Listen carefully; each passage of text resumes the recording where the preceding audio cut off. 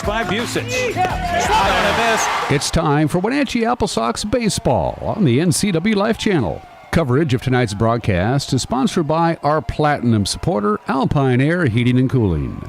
Also by Abby's Pizza, Apple Valley Honda, Biosports Physical Therapy, Caldwell Banker Cascade Real Estate, Global Car Care, Harvest Valley Pest Control, the Highlander Golf Course and Grill, the Kennedy Real Estate Group, Les Schwab, Sangster Motors, Save Mart, Tacos Shava, Together for Youth, Valley Tractor, and Alpine Air Heating and Cooling. Now, let's go live to Paul Thomas Senior Field on the campus at Wenatchee Valley College for AppleSox Baseball on your local TV station, the NCWLIFE channel. So the AppleSox will advance. Highlander Golf Course and Grill, located in East Wenatchee, offers terrific views and challenging play for golfers at every skill level. From the golf course to the grill, you don't need to be a member to dine in style and play golf too. Highlander's well-groomed fairways and greens keep it difficult, yet friendly for your regular rounds of golf or a new destination for you and your out-of-town friends. Contact the Highlander Pro Shop today to schedule your tee time, outing, or tournament. Open 7 days a week, where everyone is welcome to play and eat. The agents of Kennedy Real Estate Group are committed to providing the ideal client experience. We believe in the power of relationships. Why? Because we don't just work here, we live here. From the nonprofits we serve, the parks where we play, and the local businesses we support, our team understands the value of living in the Wenatchee Valley. Let's begin your real estate story.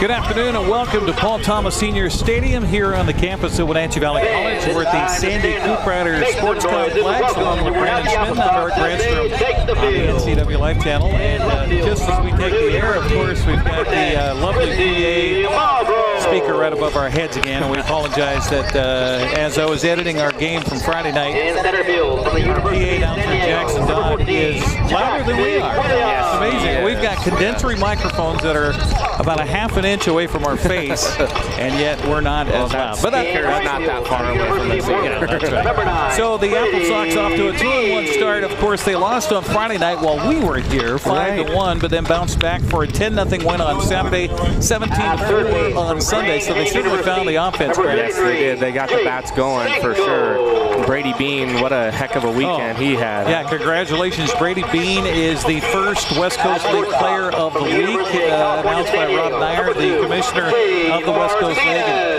hit 667, something like that. It was just ridiculous for his opening weekend. Yeah, that's good to see out of the guy that has been here before, and shows the guys that this is how we play around. Yeah, he was here for 16 games, I think it said, last year, and was around for some of that playoff run. So Brady setting the example for the rest of the boys, and we're going to see some familiar names of what we saw on Friday night for Coach Ben Starling. Yeah, which is always nice, because then you get to know the kids a little bit more as we go, and obviously they got it going on Saturday and Sunday and scored some runs, and hopefully we can see that same thing again tonight. Well, the wind was forecast to come up later tonight, but it certainly has been here this afternoon as we've been setting up and getting ready for the broadcast, blowing out to right field tonight and pretty stiffly.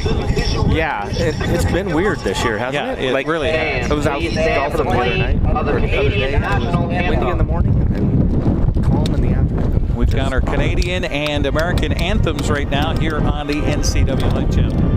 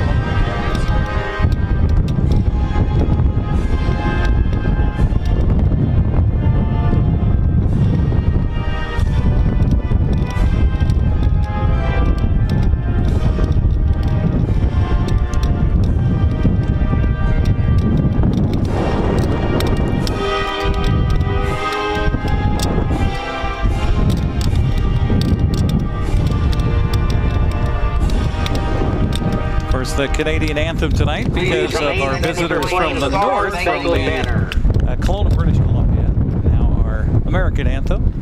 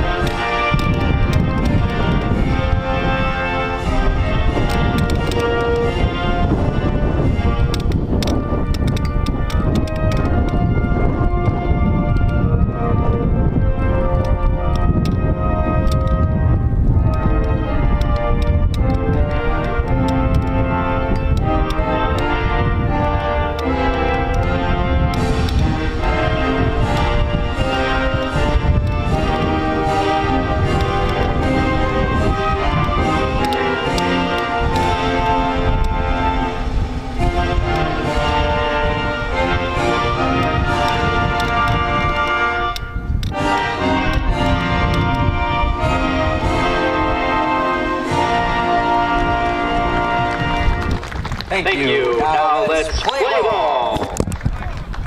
All right, both of our anthems taken care of here tonight as the AppleSox take the field. Let's take a look at the lineups here for the visitors. The Kelowna Falcons, as announced by their manager, Doug Noche. And starting off will be center fielder Colin Robson out of Rice University. Batting second will be the shortstop, Zach Weeder. Batting third, Jimmy Dion, who is out of Howard University.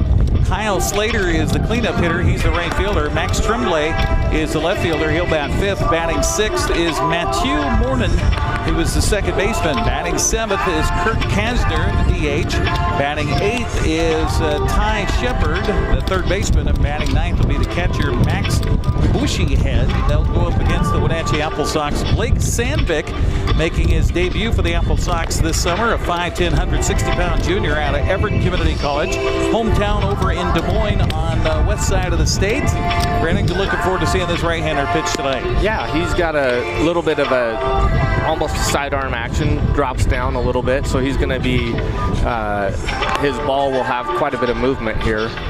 We'll see it. He's going to be, that fastball there that he just threw, it looks like it's running into a righty, and then his slider that he's going to be throwing, I would assume a lot, it's going to be coming into a left-hander quite a bit. Kind of like a Brash for the Mariners. Yeah.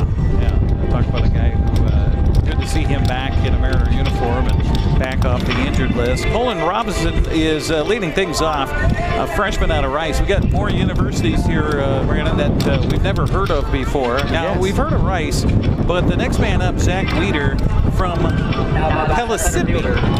I assume that's somewhere along the Mississippi. You would think so, but I think it's in Canada. Oh, okay. Yeah, let me see here. We got Zach Weeder, right, from Pellissippi, and Pellissippi State. Yep, and that's by Powder Springs, Georgia, is where he went to school. So okay, all right. I bet First you are pitch right. is a hefty fastball that misses outside for ball one. He didn't show us any of that velocity when he was warming up, did he? No.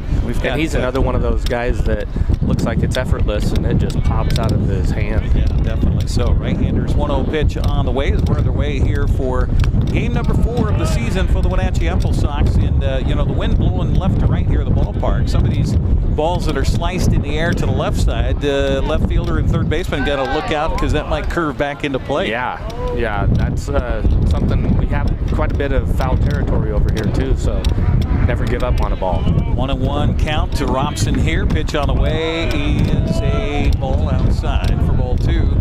2-1 the count. Appreciate you joining us here on the NCWLIFE channels. We bring you live coverage of AppleSox baseball. Second of our 8 broadcasts scheduled this summer. We'll be back again here next Wednesday to bring you Kamloops and Wenatchee as the AppleSox will head to the road for a quick 3-game series this weekend in Nanaimo. This pitch swung on and hit on the right side to the second baseman. Over to his left is Fields, and he will field and throw in time for the out. And Noah Fields was a late addition to the lineup here tonight because of a little illness by one of the other players.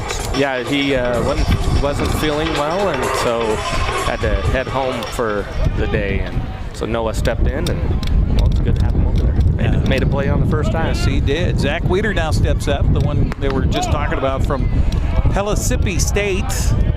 First pitch is a little outside for a ball. 1-0 the count to Zach Weeder, 6'2", 180-pound sophomore, batting 154 so far in 3 games for the Kelowna Falcons. Pitch on the way here is a fastball and a high strike call. Have a little pop on that one at too, 1-1. Yeah, it's pushing 90 plus here. Yeah, you would think. Just looking at it. 1-1 the count with the AppleSox wearing their home whites tonight. Pitch on the way, swung on a missed, and he pulled the string on that one, and Weeder ahead of it, 1-2 the count. You know, if you look at this, he's got a different delivery as well. As you watch his pitching hand here, throwing hand, he'll come to his glove, come out of his glove here, and then come back into his glove. Yeah, kind of a little hitch as he's coming to the plate. Yeah. This pitch, a fastball misses away for ball 2. 2-2 the count here to Weeder. Most times when a pitcher will take his hand away from the glove, he stays away, but Blake here wants to come back to it. The 2-2 wind and delivery by number 13. Curveball misses away for ball 3. First full count of the ball game. Blake Sandvik, Sandvik.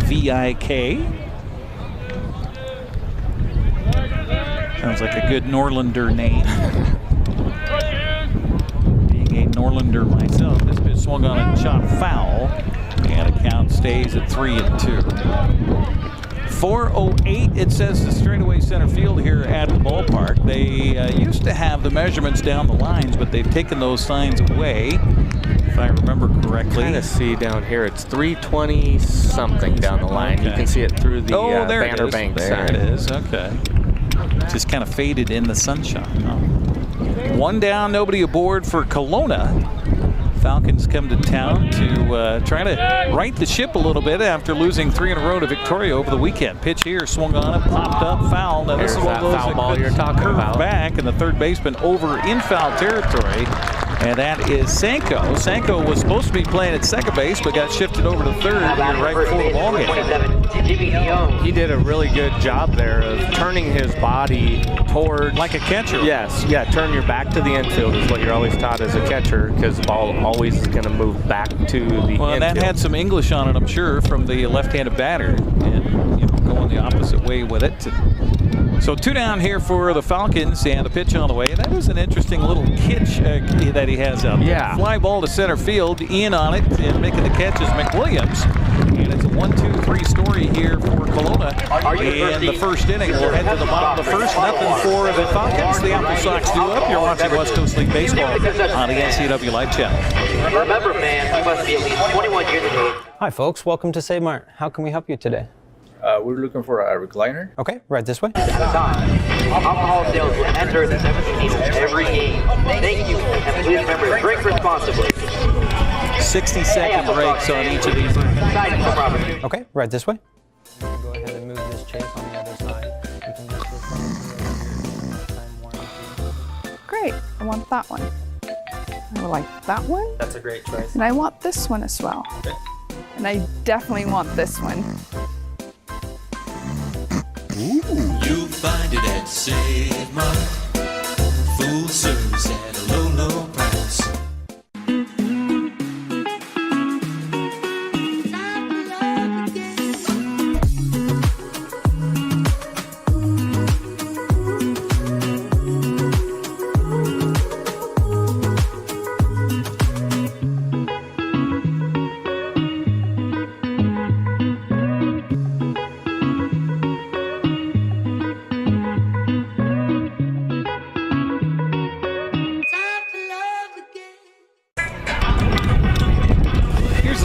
For Coach Mitch Darlington and the Wenatchee AppleSox again coming in with a record of 2-1. Brady Bean will lead it off, the West Coast League Player of the Week.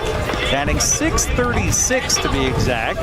He'll be in right field. Batting second will be Jason Harker, the DH, and batting third, Noah Fields, the second baseman. Batting fourth will be center fielder Jack McWilliams. Batting fifth, Jake Sanko, the third baseman. Reed Graham is at first base, batting sixth. Owen Firestone, the catcher, batting eighth. And batting ninth will be Quincy Marlboro, the left fielder. Here we go. First pitch on the way is a strike. Good little bender there from the starting pitcher. They changed it up here from what they had on the website for the league and what we got on the roster here. Luke Brown getting the start here for Kelowna. Yeah, 6'7", tall drink of water. Yeah, 6'7" and 225 according to the roster.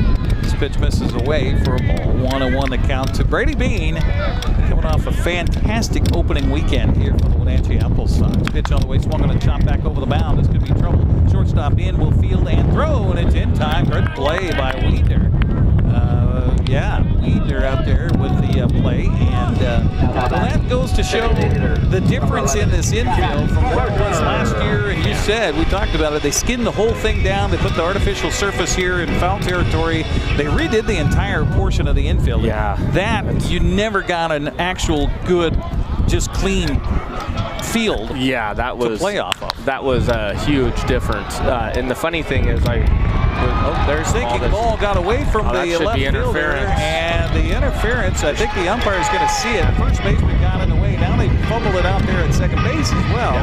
And they are going to say it is interference on the runner as Jace Barker got it out to left field for a base hit. Yeah, the reason why that was, if there was a perfect throw to second base, then he would not have been allowed to go because he would not have made it by easy terms. But since that was a poor throw up the line, then he should have been able to advance to second base. That's why they were able to give him the big there. So one in scoring position for the AppleSox. And this pitch swung on, and a well-hit ball deep to right field. Right fielder going back and runs into the fence, and he runs out of room. And a two-run home run for Noah Fields. Wasn't even expecting to play, and he comes in and smacks and gives Wenatchee a 2-0 lead. As you were talking about, that wind is carrying, and he got that up in the wind a little bit with a lot of power and sailed out of here. So the junior from the University of Texas, Arlington, says, howdy. Jack McWilliams. It's a good way to start off an inning, huh? Yeah, definitely. So Jack McWilliams will now step up here for the AppleSox. Center fielder batting .375. You know, the AppleSox, after that opening weekend, of course, they had a lot of hits, a lot of runs on Saturday and Sunday. As a team batting .342. That's not bad. That's not bad. That's not bad at all. First pitch was a ball to McWilliams. And the 1-0 pitch from Brown is right down the middle. A swing and a miss. Count evens to McWilliams at 1-1. Sophomore from the University of San Diego, 6'3", 190. Mitch Darlington somehow finds these big kids each year. This pitch bounces in outside. It seems like they just keep on getting bigger and bigger. I tell you, they keep on getting stronger and faster, that's for sure. Yeah, absolutely. And health and nutrition and weightlifting and all those things now that we didn't have access to. Well, we had access to, but we just didn't know 30 years ago. We didn't know how to utilize it. No, right. 2-1 pitch. We should have listened to Arnold a little more. 3-1. I don't know if we want to get our strength that way. That's true. That's true. He was enhanced. Yes. 3-1 the count to McWilliams. They checked his swing down to the first base umpire. By the way, umpires tonight, Bryce Reeves behind home plate and Lance Crick out there on the base paths. At least I think it's Crick. Pitch here swung on a hit hard but foul at the third baseline.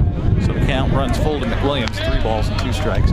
I was trying to read the handwriting of folks upstairs trying to help us, and it looked like a K-R-E-C-K, but I'm not quite sure on the second letter, so it could be Kleck.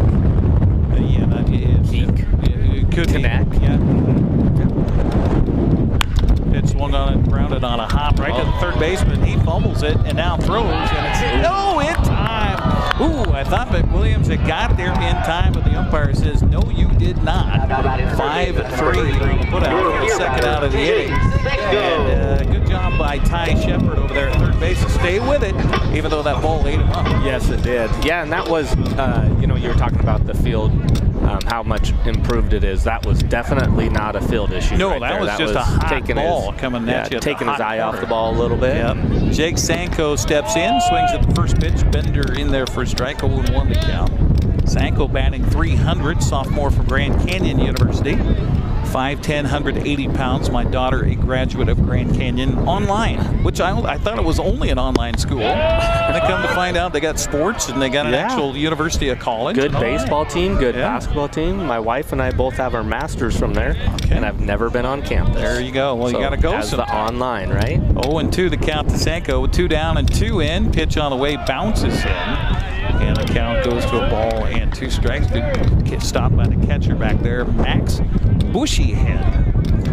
I'm sure he got some razzing in high school, especially if he came to school without combing his hair. Just I don't living think up you to or your I are name, ever going to be accused of being bushy head. No. Swing and a miss here, so the AppleSox are down here in the first, but they get a big 2-run home run from Noah Fields and lead it 2-0 as we head to the second inning. You're watching West Coast League Baseball, the NCWLIFE channel.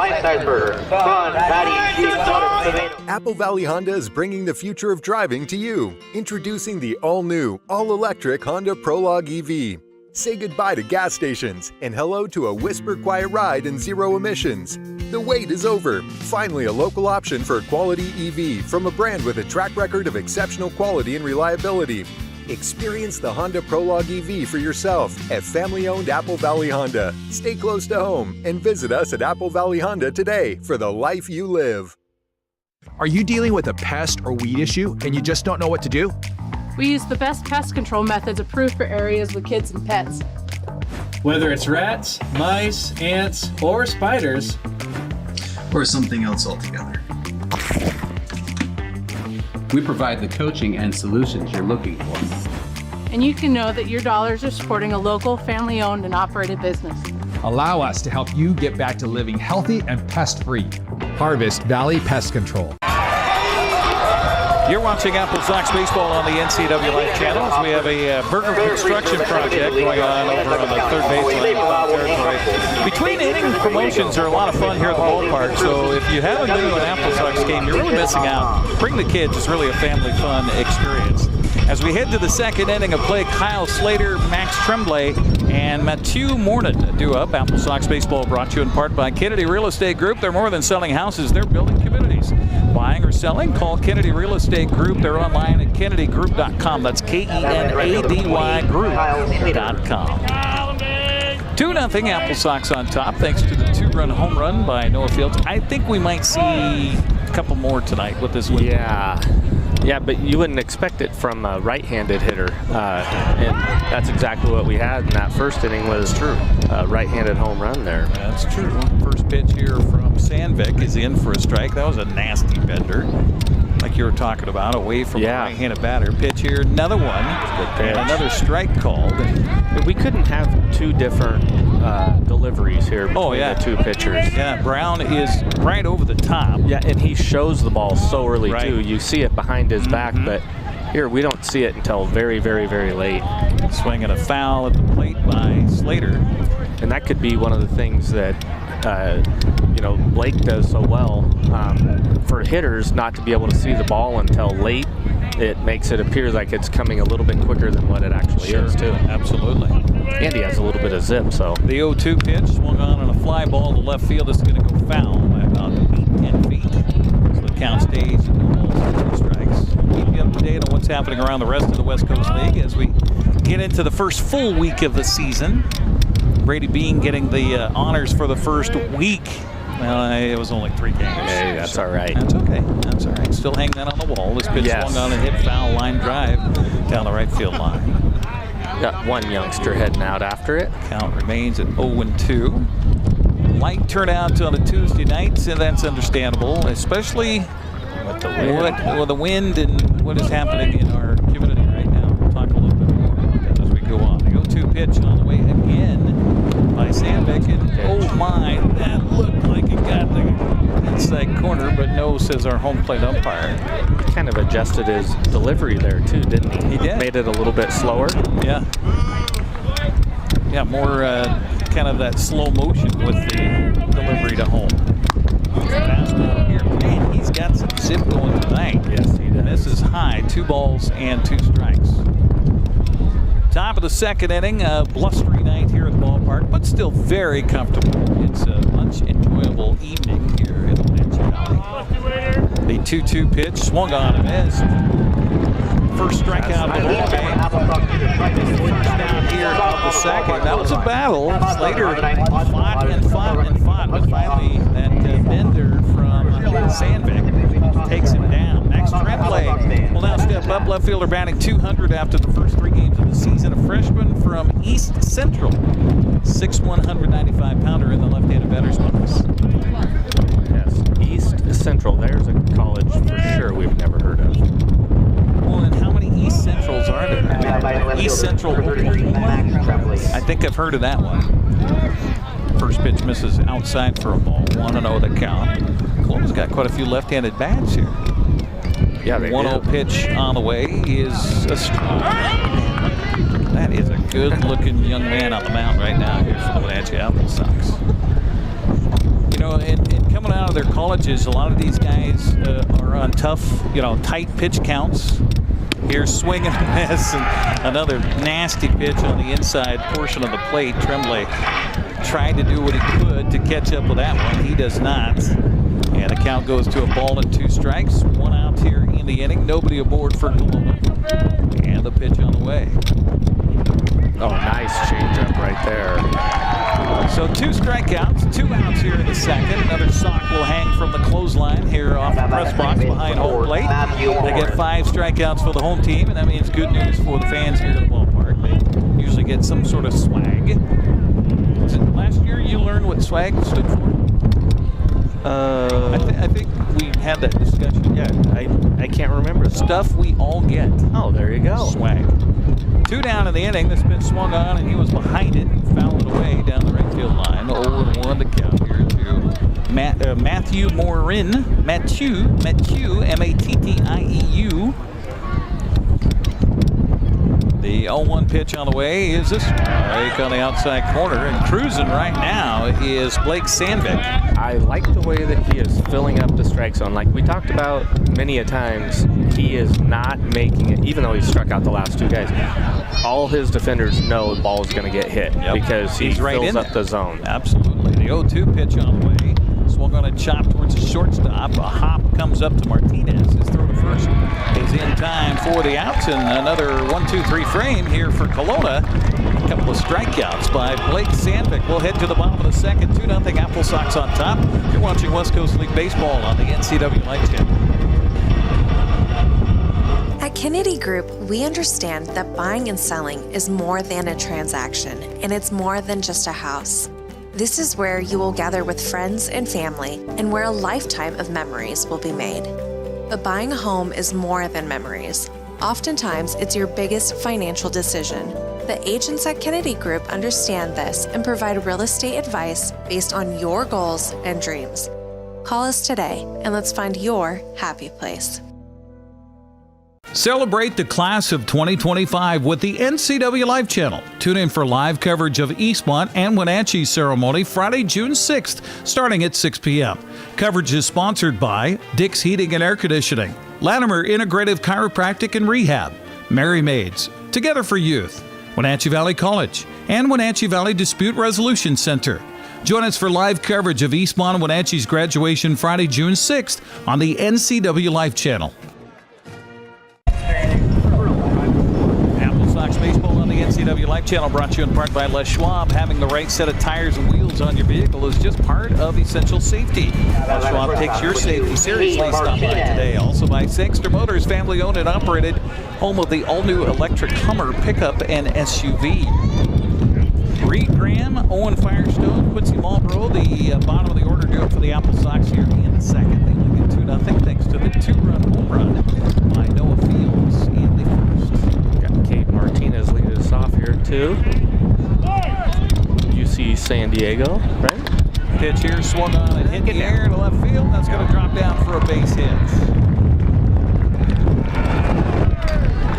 Now batting the first base, number 6, Lee Graham. The AppleSox have brought their hitting shoes here tonight for sure. Yeah, you know, oftentimes when you have somebody that is so tall, they try and get up on top to get their ball to have a downward trajectory to it, but sometimes it gets a little straight, and that's what makes it where guys are a little bit more hittable.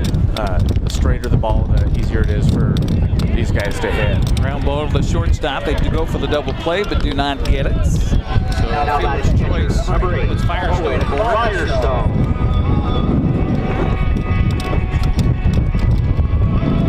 He just announced Firestone as the hitter now. Yeah, that's correct. Okay, so somehow I got off here. I don't know how I got off. Oh, that's because I screwed up on my batting. That's how that happened. What happens when you write pen, kids? Yep, I told you all along. Pencil is the way to go, especially if it does that R word.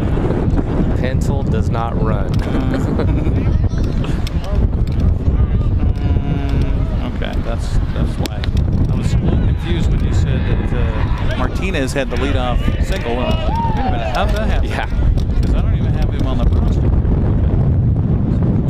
You'll notice too, here with Luke in comparison to Blake, Luke's curveball is going to be more of what we call a 12-6. So it starts off a little higher and comes straight down, where Blake's is going to be more sideways, more of what we'd consider a slider just because of his arm slot. So Owen Firestone drills the ball right past the mound into center field for a base hit. So he's aboard. 2 aboard for the AppleSox, 1 out. And that'll bring up Quincy Mulbrook. There we go. I think I'm getting back here on track as far as sheet.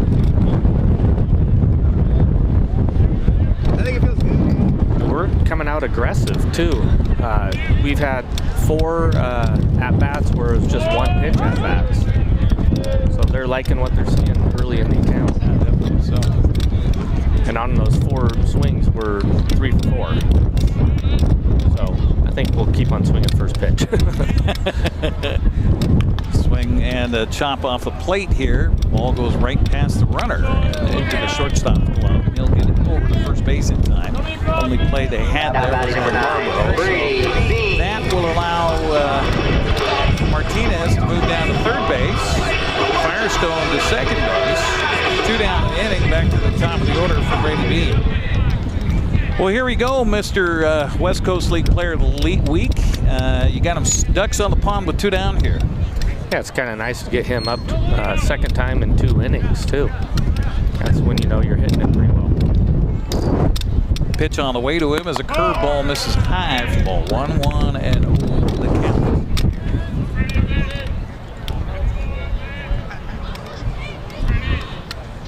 I'm going to have to get your help on somebody on our roster during the break. All right, you bet. This pitch is a strike, a little delayed call by the home plate umpire.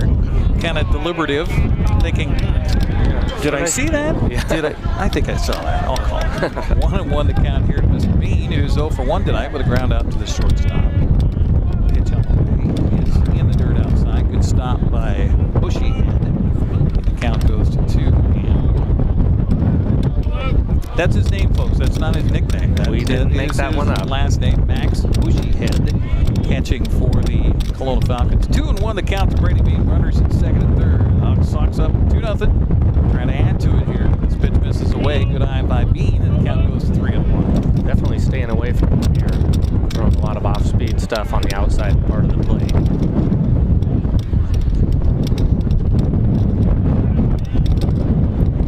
The 3-1 wind and delivery on the way is high for ball 4. That loads it up for Jack Barker. First walk giving up here by Luke Brown. Well, Jack Barker got aboard on a base hit and scored on the 2-run home run by Noah Fields. And now a chance to left-hander maybe do some real damage here with that wind, whip it out to right field here at Paul Thomas Senior Stadium. That would be fun to see, wouldn't it? Pitch on the way. Load inside for a ball. 1-0 the count. Yeah, remarkable difference between the two pitchers. Yeah. For both ball clubs. In delivery and height and size and everything else. Yeah. The 1-0 pitch swung on a well-hit ball, but right at the left fielder. He doesn't even have to move. And making the catch is Tremblay out there. So the AppleSox leave 3 big ones aboard. And we'll head to the 3rd inning with Wenatchee leading at 2-0. Thanks for joining us here on the NCWLIFE channel. You trust the same doctor for your health and the same dentist for your smile. Trust Global Car Care to keep your vehicle running strong. We track your car's history so it gets the right care at the right time. With our 3-year, 36,000-mile warranty on parts and labor, you'll drive away with confidence. Global Car Care, your automotive experts. We service all makes and models, but specialize in Sprinter vans, Mercedes, Audi, Volkswagen, and BMW. Call or visit us today. Welcome to the summer of good. Good people, good taste, good vibes, and good, well, everything. When you're ready for some old-fashioned good, Abby's is your place. We've been celebrating summers around the P&W for over 60 years. At Abby's, good is a legendary tradition. Here's a good-looking pizza, guaranteed to bring some summer smiles. And right now, it's on sale, so it's good for your wallet too. This giant is loaded with toppings and can feed up to 6 people. Order at abbys.com. Give us a call or just drop by. It's the summer of good, only at Abby's Legendary Pizza. Baseball on the NCWLIFE channel, brought to you in part by Save Mart. Shop smart, shop local, serving the Wenatchee Valley since 1962. Also by Tacos Chava in East Wenatchee. Let them cater your next event. Find them on Facebook by searching Tacos Chava East Wenatchee. You'll find Tacos Chava. As Kurt Kasner leads it off, bottom of the order due up here as Blake Sandvik has retired the Falcons in order here. 6 up, 6 down. Pitch on the way. Fastball misses away for ball 1-1-0 the count. There's that run on that fastball that I was talking about, going away from the left-handed hitter. Sandvik out of Everett Community College. Now, it's some of these CC guys that might not have a pitch count on them necessarily. Pitch here swung on a fly ball to left center. Somebody's going to call for it. Mick Williams does so. So make the catch for the out. Again, it is an interesting night in the outfield and any fly balls here at the ballpark because the wind blowing straight out across the diamond here from left to right at Paul Thomas Senior Stadium. And that's a situation there where you have to be communicating, and the center fielder is going to have all balls over everybody else in the outfield. Ty Shepard now steps up. First pitch to him. Slider misses away for ball 1-1-0 the count. Shepard, speaking of community colleges, out of Spokane Falls, a 5'10", 185-pounder, batting 167 coming into the game tonight. Yeah, well, I was mentioning before the game, they've got a lot of community college players on their team. Pitch by Sandvik is in there for a strike. Boy, a hefty fastball, 1-1 the count. I'd love to see his community college numbers at Everett this year. Let me see if I can find those for Sandvik. 1-1 the count here to Ty Shepard, and the right-hander's delivery. Swung on and fouled away, and when they do make contact, it's not very solid. No, and that's where I think the movement on his ball is something that is overlooked. You know, as most people look at it, they think, oh, he's not throwing that great, but he's got so much movement coming in and fisting a right-handed hitter and getting off the end of the bat for a lefty. 1-2 pitch on the way by Sandvik is a fastball high. Tried to get him to chase there, and the count goes 2-2. And he also just has a great idea what he wants to do out there on the mound. Yes, he does. And one thing that can't be overlooked is the fact that he's in the shadows right now out there on the field. There's some pine trees that are over by the press box that are casting a shadow on him. So he's in the shadows, and then suddenly that ball emerges in the sunshine. Yeah. Swing and a miss. And there's his 3rd strikeout. Throw down to first base and got off the glove of the first baseman. And speaking of the sunshine, I think looking directly into the sun was Reed Graham, and that caused him to lose that baseball. Yeah, we dealt with that last week too on Friday, where the sun was coming down about this time of night, and you could see that he was having issues with throws. Yep. So that'll go down as an error on the first baseman. Ball was to him on the throw by Firestone, but a board on a strikeout, and that is bad all the way around if you're the AppleSox. First the pitch here to Bushy Head is a fastball missing in. 1-0 the count. So the Falcons with their first base runner of the ball game. Max Bushy Head steps up. And the pitch on the way. Fastball, strike on the outside corner. I really like how he controls the zone. He is always right there. Outstanding. Fun one to watch here. That's why I'm kind of personally hoping that there isn't a pitch count on him. We see it for a few more innings because he's just on top of it right now. The 1-1 pitch on the way is a slider missing outside for 1-2 the count. So would you call that a slider there, Coach? I would, yeah. He may be thinking it's more of a curveball, and he may have more of a slider that moves more horizontal, but that to me is swing and a miss on this pitch, makes it a 2-2 count. 2-2 count. It has so much movement left or right to left that it's more or less a slider. Bushy Head back in and ready, and Sandvik with a peek over his shoulder, going to throw that way. And that is a challenge for the first baseman right now because he does have that sun sinking off to the west that is, well, not too far behind the pitcher that he's trying to look over to keep the runner going at first base. 2-2 pitch on the way is a curveball. Strike 3 called. Gone looking is Bushy Head. So let me ask you a scoring question here. Mr. Sandvik still gets credit for the strikeout, even though there was an error that put the runner on the base. Right? Yes, that is true. So that's his 4th strikeout with Bushy Head going down. And with 2 outs, we'll go back to the top of the order for Colin Robson. Robson grounded out to second on his first bat. He's got a good move. Man, he is quick on that turnaround and fire. Quick feet there. Well, we saw on Friday night with Yakko Valley in town that they were certainly eager on the base paths to get some stolen bases. Yeah, that was the one thing that we noticed, that they were super aggressive on the runner bases. from first goes late, and now the throwdown in time. Firestone gets him out. Martinez with the tag. That was a great job by our catcher there because he caught the ball, went behind the runner, and stepped in front of the runner to make the throw. So caught stealing is the runner, and that was Ty Shepard out there. So that'll be the 3rd out. So Robson will be the leadoff man when we go to the 4th inning. We are through 2.5, heading to the bottom of the 3rd. Wenatchee up 2-0. You're watching AppleSox baseball on the NCWLIFE channel. For over 35 years, the Sangster family has been not only representing GMC, but the entire community. As one of the few family-owned dealerships in Washington, you can count on our personal integrity, which has spanned over 3 generations, to ensure your satisfaction.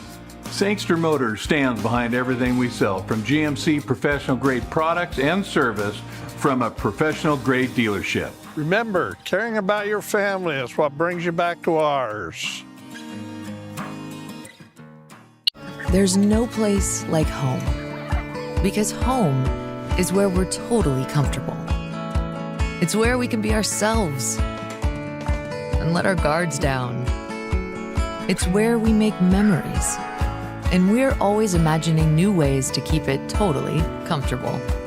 Carrier, total comfort, totally happy. Call Alpine Air Heating and Cooling today. Your comfort is their priority.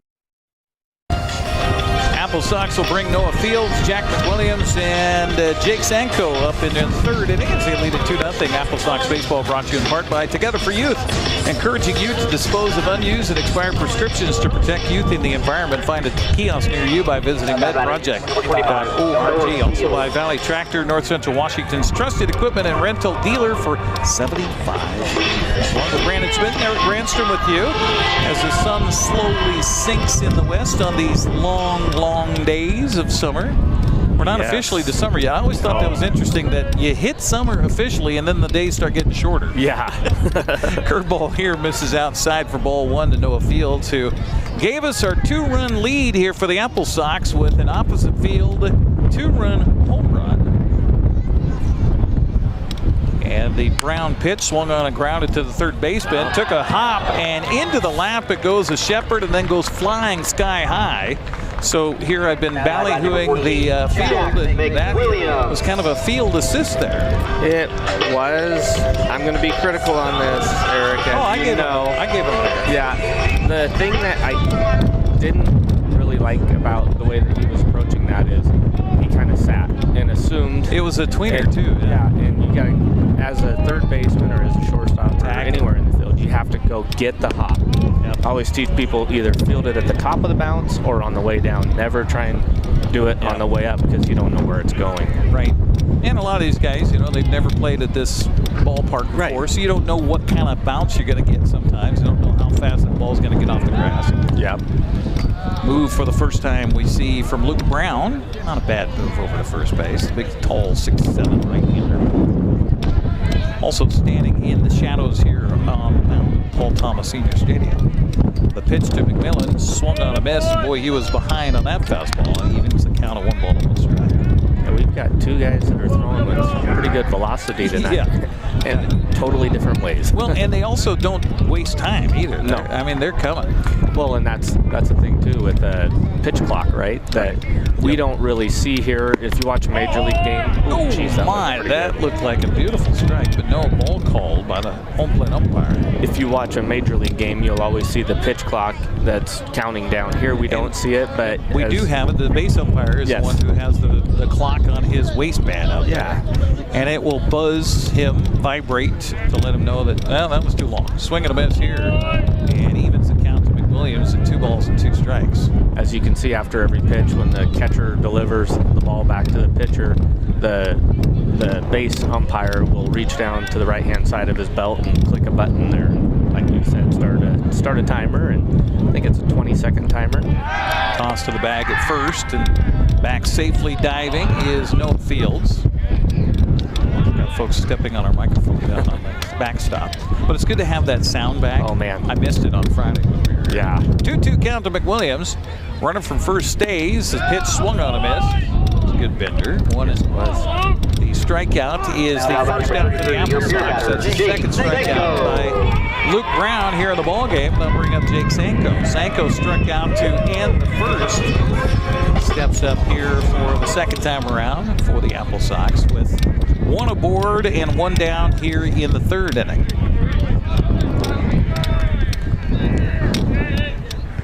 First pitch to Sanko is a check swing and right to the second baseman, double play opportunity, and they make it count 4-6-3. Pitcher's best friend. We'll take a break and come back with the score after 3. Wenatchee leading at 2-0. You're watching West Coast League Baseball on the NCWLIFE channel. Get a great deal on making the most of every property. The Kubota commercial landscape lineup is built to do more. From the RTVX utility vehicle to the Z700 mower to the SVL track loader. When your reputation is on the line, you need equipment that doesn't let you down. Right now, bring home select Kubota equipment for 0 down, 0% APR for 48 months, or save up to $4,000. Tacos Chava has something new. Customers at Tacos Chava say it's the best Mexican food around. Nachos, enchiladas, tortas, ensaladas, and introducing camarones in many styles. You'll love the fresh salsa bar with so much selection. Are you ready for Tacos Chava? Find them at 2 great locations, the Wenatchee Valley Mall and Eniat. Tacos Chava, tan delicioso. You're watching AppleSox Baseball on the NCWLIFE channel as the AppleSox welcome the Kelowna Falcons for the first of 3 games. Don't forget, they'll play again tomorrow night and on Thursday, 6:35 game times here at Paul Thomas Senior Stadium. Go to AppleSox.com for tickets. Come on to the ballpark. It's a great time. Top of the 4th we go. Sox on top 2-0. Colin Robson, Zach Weeder, and Jimmy Dion due up here for the Kelowna Falcons. Kelowna still looking for their first base hit of the ball game as Mr. Blake Sandvik has been money so far for Wenatchee. Sandvik back and ready, and the right-hander with a big deep breath, and the first pitch on the way to the start of the fourth is a off-speed pitch, and swinging and missing was Mr. Robson. Robson 0 for 1. He grounded to second back in the first to start the ball game. Wonder what that what he has on his belt there. See that he has a little bracelet type thing on his belt, and the umpire asked him what it was. Interesting. 0-1 pitch, swung on and grounded to the second baseman, and down on a knee, and fielding is Fields, and he fields it cleanly, throws over to first base for the out. So 2 times in a row that Robson has gone right to Noah Fields at second base. Yeah, and Robson, I was thinking to myself, he might be the second baseman or shortstop, because you see it sometimes where they have a pitch comm. So the coach will call in to the catcher and let him know what pitch wants to be called. And sometimes the pitcher will receive that too, depending on what level you're at. And I've seen it where the middle infield, one of them will be allowed to have it as well. I was watching the Oregon State game, and they have the pitch comm at second base. So interesting. Pitch swung on here, lifted into shallow left center, but pretty easy play for McWilliams out there. How the game has changed, right? Again, to speed up the game. And here I thought I was, full of great information when I said that NFHS has now ruled that high schools can have it. You said, oh, they already have it. Yeah. Yeah. Okay. Yeah, we've had it for a couple years, and it's only one-way communication. So, which was pretty nice, especially for us this year, because we had a freshman catcher that did a phenomenal job. He's actually working here right now, Manny Barrios, and Coach Hoff was able to talk to him. Hey, Manny, let's go a fastball away, or let's go a curveball in, and so an actual pitch. The coach talking to his quarterback in the NFL. Exactly, yeah, okay. And it's a one-way communication. So the only communication we could get back was a shake of the head or gotcha, whatever. Sure, no. Tip of the cap. Yeah. So it made it really nice for us to have that this year. On, back in already, behind in the count. A flail at that pitch, and that is the 5th strikeout of the ball game here for our starter tonight, Blake Sandvik, who's been outstanding through 4. We'll head to the bottom of the 4th inning. Sox on top 2-0. You're watching AppleSox baseball on the NCWLIFE channel. Les Schwab changed the tire game more than 70 years ago. Today, we still believe you should get more from less. Like more hustle, less hassle. More of the best service around, less of the runaround. Because we include America's best tire warranty in every tire we sell. So you get more unbeatable warranty, less charging you extra. It's why we're more than proud to say, you get more from less. Celebrate the class of 2025 with the NCWLIFE channel. Tune in for live coverage of Eastmont and Wenatchee ceremony Friday, June 6th, starting at 6 p.m. Coverage is sponsored by our Platinum supporter, Alpine Air Heating and Cooling, Community Glass, Feller Orthodontics, Focal Point Educational Services, Harvest Valley Pest Control, and Iwa Sushi and Grill. Join us for live coverage of Eastmont and Wenatchee's graduation Friday, June 6th on the NCWLIFE channel. Welcome back here to the ballpark as we head to the bottom of the 4th inning. The umpire gave a motion towards the press box, like we have a new somebody somewhere, but I'm not seeing it right now because it is still Luke Brown on the mound. The 6'7" right-hander. He'll go up against Cade Martinez to start it off here in the 4th. Cade 1 for 1 tonight with a base hit to left center. So Martinez steps up. Big right-hander, shoulders off, a little bit of dust from our winds here tonight. Pitch on the way is the curveball missing outside for a ball. You were just making mention of pitch counts going into this inning, and Blake Sandvik has thrown 47 pitches through 4 innings, and Luke Brown is very impressive with his pitch count as well. He's only at 37 by my count going into this inning. That is impressive, but that also shows AppleSox jumping on those first pitches. Yes, yeah. 1-1 pitch on the way here is a fastball. My goodness, hat came falling off, and he reached back for that one. He did, missed outside for a ball. 2-1 to count. Let's get you up to date on some other scores tonight. Nanaimo beginning a series in Port Angeles, and they lead at 1-0. That is in the bottom of the third inning at Civic Field tonight. 2-1 the count here to Martinez, and this fastball snaps the webbing of the glove of catcher Max Bushyhead, and the count evens at 2-2. Kamloops on the road at Bellingham. That one's underway. The Bells on top 3-0 in the bottom of the second. Ben leads at Springfield. A swing and a miss here. So gone is Martinez on a strikeout. So that's one out here in the inning, and the third strikeout by Brown. And he settled into a nice groove after giving up that 2-run home run in the first inning. Yeah, and he got himself out of a lot of trouble in that second inning where we had the bases loaded. Ended up getting us to line out to left field. So he's done a good job battling. So this is Reed Grant, right? This is where I had my lineup all screwed up. Reed, University of Oklahoma. Fielder's choice back in the second inning. And the first pitch is outside for a ball. 1-0 the count. Other scores tonight. The Marion Berries, brand new team. I like that. Oh, Marion likes it too, my wife. The Marion Berries are leading at Ridgefield tonight, 5-0. That's in the top of the third inning. Now, where is Marion at? Marion is down in Oregon, south central Oregon, if I'm not mistaken. The 1-0 pitch swung on a miss. Excuse me, that was a 2-0 pitch. So 2-1 the count goes. Edmonton at home tonight, leading Victoria early 7-0. That's in the bottom of the fourth inning. Walla Walla and Yakima are in the pregame.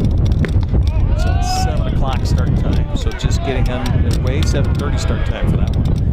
And Corvallis, top of the first at Portland, no score. That should be a good one, a good series, too. We've got a lot of fruits and vegetables in this league, don't we? We do.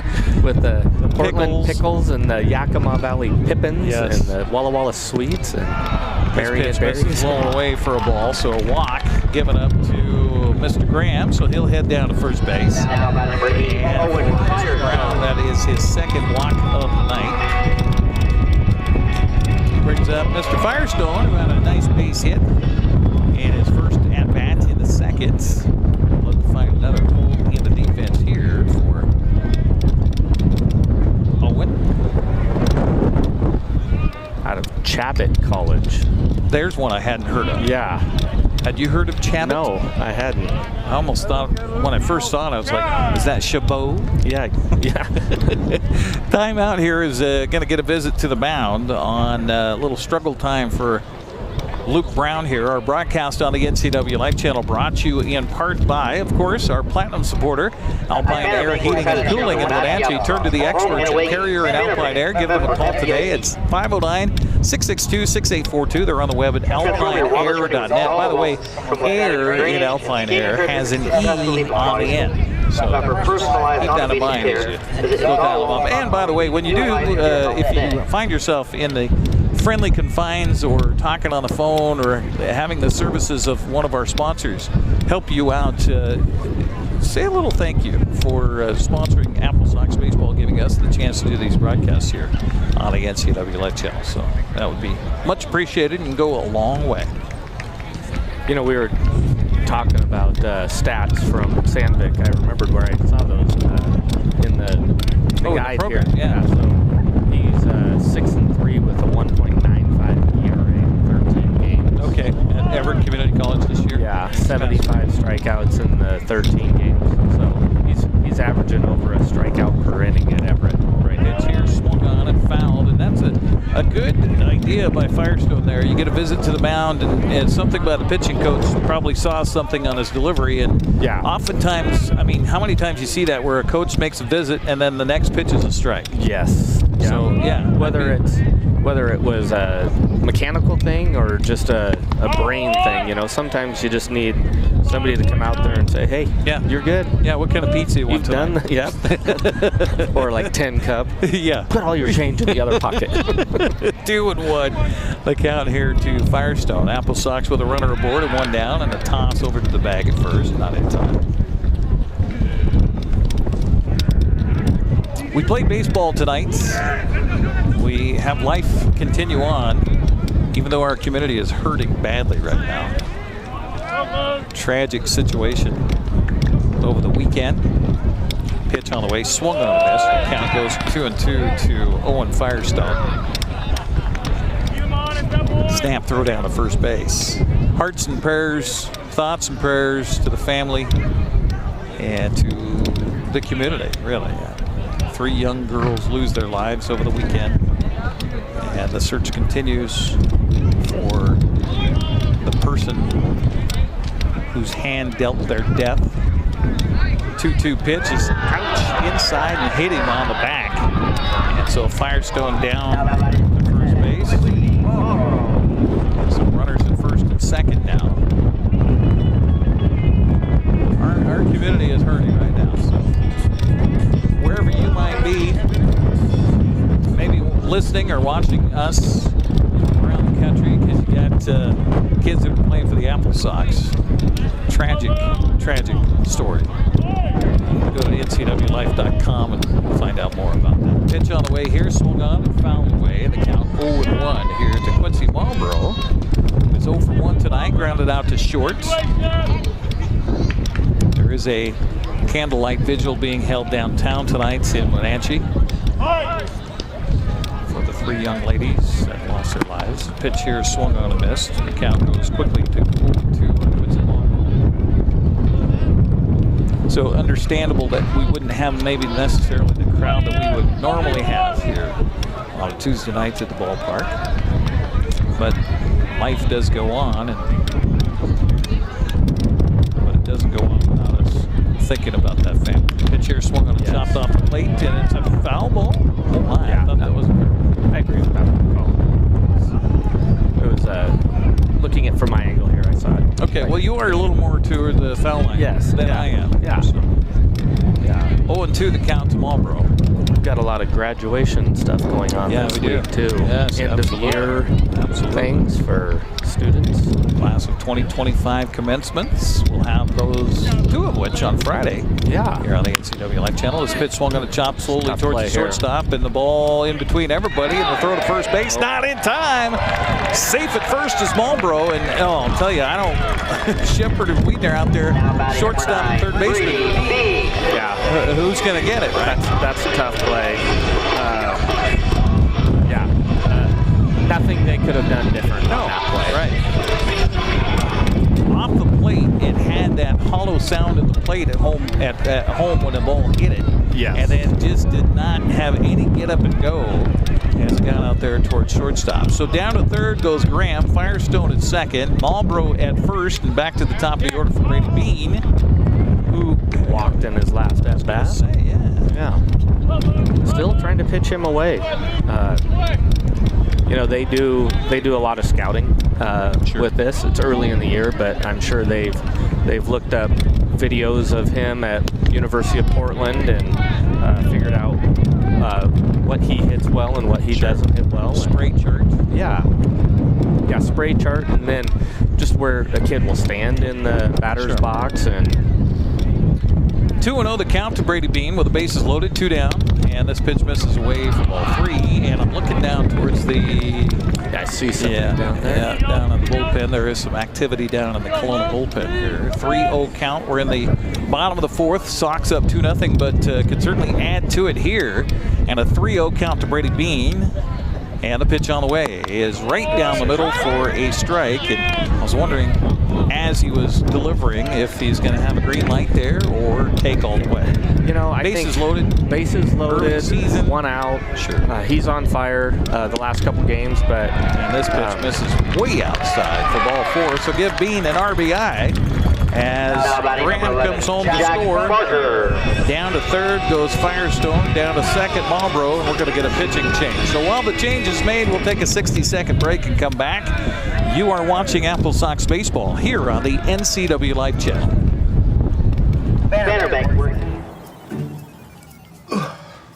Hey man, how's your arm?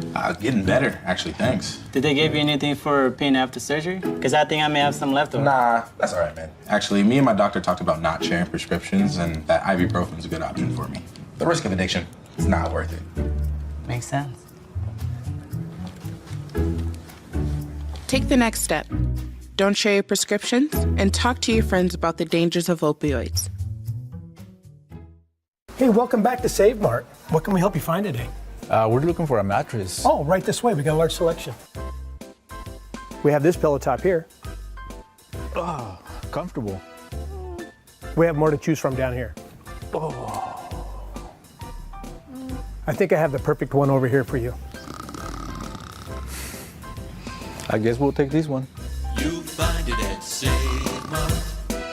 Full service at a low, low price. New pitcher in the ballgame here for the Kelowna Falcons is Sam Webster, a 6'4", 215-pound freshman from Navarro College. He's from Highland Park, Texas. He's got a little bit of giddy up on his arm here too. 6'4", 215, you said? Keep on bringing out giants. yeah. We've got a couple of Jacks in the lineup here tonight, so Jack the Beanstalk. There you go. But speaking of which, Jack Marker will come up to face the Giants and Sam Webster. Luke Brown goes 3 2/3. He is responsible for the runners on the base paths right now. Has given up the 3 spot on the board. I think it was 2 of those were earned, right? Yes, that is correct. But no, that was last day. Yeah. Okay, so all 3 have been earned so far by the AppleSox. 3 strikeouts, 3 walks, and a hit batsman for Luke Brown in his 3 2/3. That's the line for him tonight. He's on the hook for this one. If the AppleSox can continue to lead it and win it.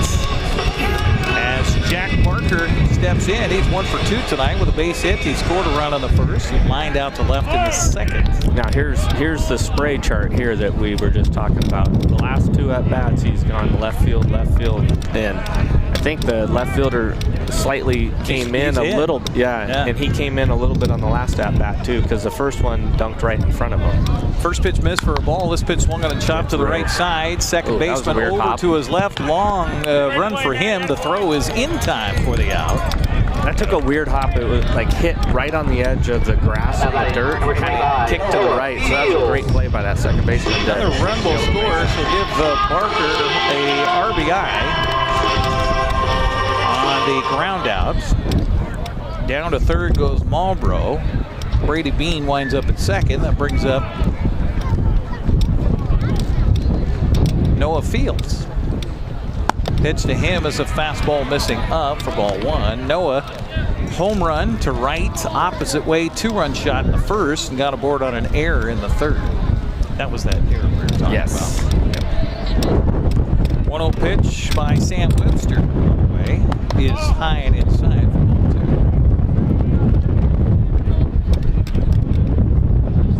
Gotta make sure he brings the ball down into the strike zone. It looks like when he's missing up a little bit, which is a very enticing pitch to swing at, but very difficult, especially at this velocity here. Mariners and Orioles are tied at 1. That's in the bottom of the third over at T-Mobile Park tonight. Pitch on the way is inside for ball 4, so the base is reloaded here for Jack McWilliams. Jack McWilliams. Runners on the base paths at first or at second and third are still the responsibility of Luke Brown. So right now it's 4 runs, but AppleSox could add to that with only 1 out here. There's 2 outs. First pitch here misses to McWilliams. 1-0 the count. Jack looking for his first hit tonight. He grounded out to third and struck out. To him, broken bat. Ouch, that hurts. And it's a foul ball. Well, that bat came off pretty fast too. Right to the left of the pitcher there. That was that's a scary moment. Yeah, definitely. So 1-1 the count, and Jack going to have to head back. And again, we'll mention this that he's from the University of San Diego. He's used to having the aluminum bat. Yes, he is. And not the wood.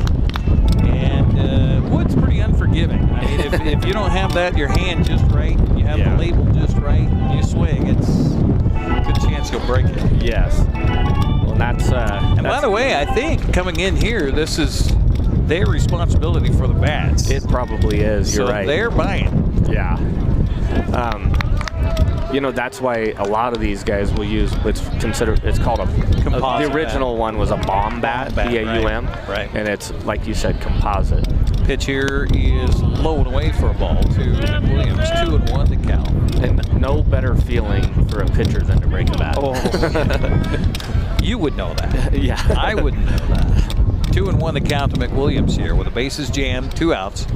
Pitch on the way, bounces in, goes all the way to the backstop. Runner from third breaks home and he scores. AppleSox are up 5-0. Took a high hop for us.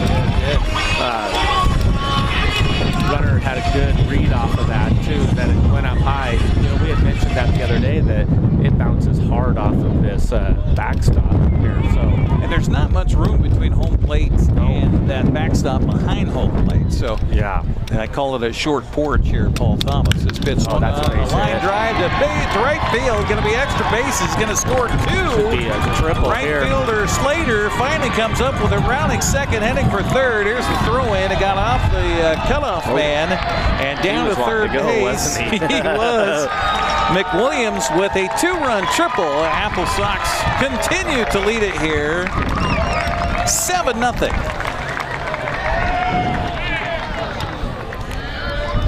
Yeah, that's a sickening feeling for Luke Brown to see those runs score, knowing that he's responsible for them. Well, you can close the book on Luke Brown now tonight. And the AppleSox have batted around now with Jake Sanko taken to the plate. 9th man to come to the plate here in the inning. 1-0 the count to Sanko. And the pitch by Webster. Swung on, and this is going to drop in for a base hit. This is going to score another run. AppleSox up 8-0. I'd like to see if that's a wood bat or a bomb bat, as we talked about, because that sounded like that fisted him right there, didn't it? Yep, it did. So the AppleSox continue with the hitting shoes here after getting 10 runs on Saturday, 17 runs on Sunday, and now another 8 spot here tonight. 6 in this inning. That's friendly for the pitching staff, too. Cade Martinez takes the first pitch for a ball. 1-0 the count to Cade. Up for the second time in this inning. He struck out earlier in the inning and takes this pitch outside for a ball. You see anybody else walking down? I don't see anybody down there, no. I don't either. 2-0 the count to Cade Martinez. That being said, half of the bullpen is hidden for me. But yeah, that's true.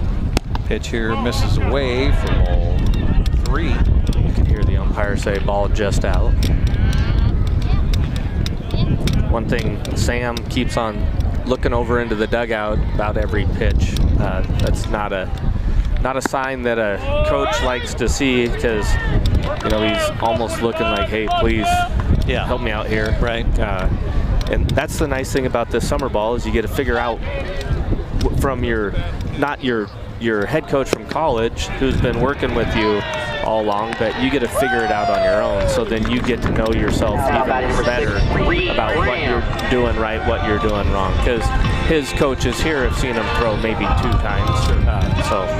5-pitch walk to Cade Martinez. He'll trot down to first base. Jake Sanko moves to second on the play. And here comes Reed Graham for the second time in the inning. He walked and scored in this frame. Pitch swung on a grounded to the shortstop. He'll flip to second for the closeout there, and the inning finally comes to an end, but not before Wenatchee plate 6. They lead it 8-0. Come back with more next year on the NCWLIFE channel. A new video game, a movie, dinner with friends. There are a lot of things worth saving up for. Vapes aren't cheap, and buying pods over and over can stop you from affording things you want more. When it comes to your money, choose what matters. Choose you. When life gets stressful, jumping into your passions can help you find your calm. Avoid vapes, which contain nicotine and can make feelings of anxiety and depression worse. When it comes to your mental health, choose what matters. Choose you.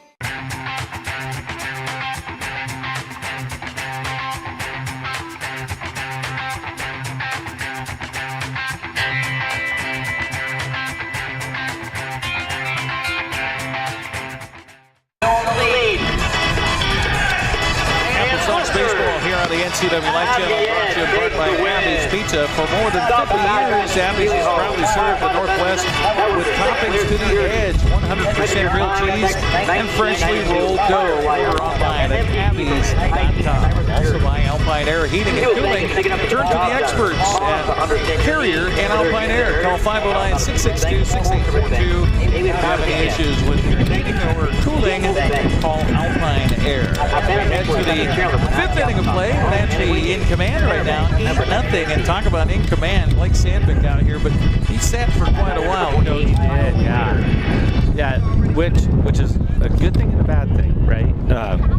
It's a good thing because you got to take a little breather, but as we mentioned, he's throwing so few pitches, he probably doesn't even have the sweat going yet. Kyle Slater stands in there, and the first pitch to him is fouled away for ball one. 1-0 the count. By the way, we should, well, maybe we shouldn't mention. No. Okay, Never. We won't mention it. Never. 1-1 the count here to Kyle Slater. And if you know, you know. You never mention it. Yeah, right. Okay. We won't touch it. Good pitch. Oh, my. Hold ball, so the count even. I agree that was outside, but that's a really good spot. It is, yeah, he absolutely. is hunting the corners. Yeah, that's something. If he misses, he's missing on purpose, right? I mean, you talk about command here. The 1-1 pitch on the way is right down the middle for a strike. 1-2 to count. You just love to see a craftsman at their craft, right? And for Blake Sandvik, it is what we're watching right now. The 1-2 pitch on the way. Fastball misses just outside for ball 2. 2-2 to count. You know, we don't see where he's going next year, but it would be nice to know if somebody has picked him up because they're going to be getting a gym. This pitch swung on and hit to center field. I told you don't say anything. I didn't say anything. I didn't say it. But then I brought it to the universe, though. I kind of put a little hint out there. And now what I was referencing is now gone. It's all my fault. It's the curse of the announcer. Well, they didn't actually say it. I didn't say he had a no-hitter. True. I just, you stopped me. Yes. One on here for the Falcons as Max Tremblay steps in. Pitch here swung on a miss. Boy, hefty fastball there. Yeah. Like I was saying, though, Blake, if he doesn't get picked up by a four-year college, a decent level, I think they're missing out. Yeah, they're missing out for sure. 0-1 pitch on the way. And I've seen that, too, here in the past with AppleSox players that have come in, and they don't know yet. Yeah. They don't know. They'll come here for the summer, and, well, what's your plan? Well, I don't know. I've talked to a few schools, but, it just depends. Yeah. And some of the schools are, how did you play this summer? Oh, yeah, we want you. 1-1 pitch here is a check swing, misses inside. Good stop by Firestone behind the plate. 2-1 to count. Well, and this is a great opportunity too for him to face hitters that are in the Division I level. He's was facing guys at the community college level, and there's a lot of reason why people go to community college. One, it could be because of grades. Two, it could be they want to stay home. Three, it could be they're not talented enough yet to get to the Division I. Or just played at a high school somewhere where they didn't get a lot of attention. Right. I mean, they made the best guy on a crappy team. Yes. 2-2 the count to Tremblay here. And the pitch by Sandvik is just outside for a ball. And he has not had, in fact, this will be only the second full count of the night for Blake Sandvik. Yeah. Big deep breath by the right-hander, and the pitch on the way is strike 3 called. Tremblay tossed the bat aside thinking it was ball 4, but no. I don't know what he was thinking where that ball missed. I'm not sure either. So 6th strikeout of the night by Sandvik. And honestly, Brandon, we were talking about how he sat for a long time, and he looks a little different than he did the first 4 frames. Yeah. Yeah, which, like you said, he was cruising. It's warm out here, but it's not blistering. No. And he's in the shadows of that third base dugout, sitting there for a long time while the AppleSox brought 10 men to the plate in the last half and inning. A pitching change. Yep. Yeah. And it's chilly over there, too. Yeah. Which is perfect for the hot summer nights, but for right now, the first base dugout seems like a much better place. Yeah, right. Mathieu Mournin is up to the plate. He took the first pitch on a bender outside for a strike. This fastball misses away for ball 1-1 to count. Again, Eastmont and Wenatchee commencement ceremonies coming up on Friday, 6 o'clock at the Town Toyota Center for Eastmont's class of 2025. We'll have that live here on the NCWLIFE channel. Your community station. This curveball is in there for a strike, and well, whatever rust he had for sitting for a while, looks like he's shaking that off. A little WD-40 on it. Wenatchee High School's graduation Friday night at 8 o'clock, right after Eastmont, so be sure to tune in for all of it here as we celebrate the class of 2025. Runner from first goes. The pitch is low and outside. The throw down by Firestone. Good throw, but good jump by Slater. And he'll be in with a stolen base. The count runs even now to Mournin at 2 balls and 2 strikes. Had a great jump there. Yeah, he did. Kind of stole down on the pitcher. Especially on a curveball and down. Makes it a tough pitch to throw a guy out on. 2-2 pitch is away for ball 3. 3-2 to Mournin. There we go, another full count. So nobody throwing in the AppleSox bullpen. Of course, you got an 8-0 lead here. The pitch on the way is a little bit inside. Boy, that bent a lot. That did. But according to the home plate umpire, not quite enough. So first walk of the night for Blake Sandvik comes with an out here in the 5th. So runners at first and second now, and Kelowna with a lot of work to do to get back in this game. And now we're going to get a visit out to the mound by pitching coach Quincy Vassar. Our broadcast here on the NCWLIFE channel brought to you in part by Apple Valley Honda. Test drive a new Honda today at Apple Valley Honda in East Wenatchee. Apple Valley Honda is committed to preserving the environment, not only with fuel-efficient vehicles, but also with other eco-friendly actions and alternatives. We're talking about graduations. We have another graduation broadcast next Tuesday. It's Westside High School's graduation. They also will be at the Town Toyota Center. We'll have that live for you 7 o'clock on Tuesday, June 10th. Congrats to the grads. And then back here at Paul Thomas Wednesday night, a week from tomorrow night, as the Kamloops Southpaws come to town. Got to make sure I get the mascot right. It'll be the second game of the series. Normally we try to get the first game of the series, kind of set it up for you. But since we've got graduation for Westside on Tuesday, we'll be here on Wednesday for game 2 of the series between the AppleSox and the Kamloops Southpaws. And as I say that, I'm still questioning my mascot. The Southpaws? Yeah.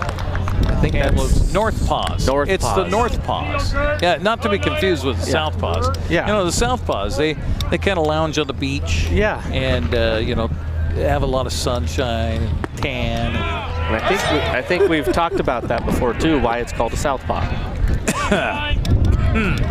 Because most baseball fields, when they were originally set up a long time ago, faced east to west.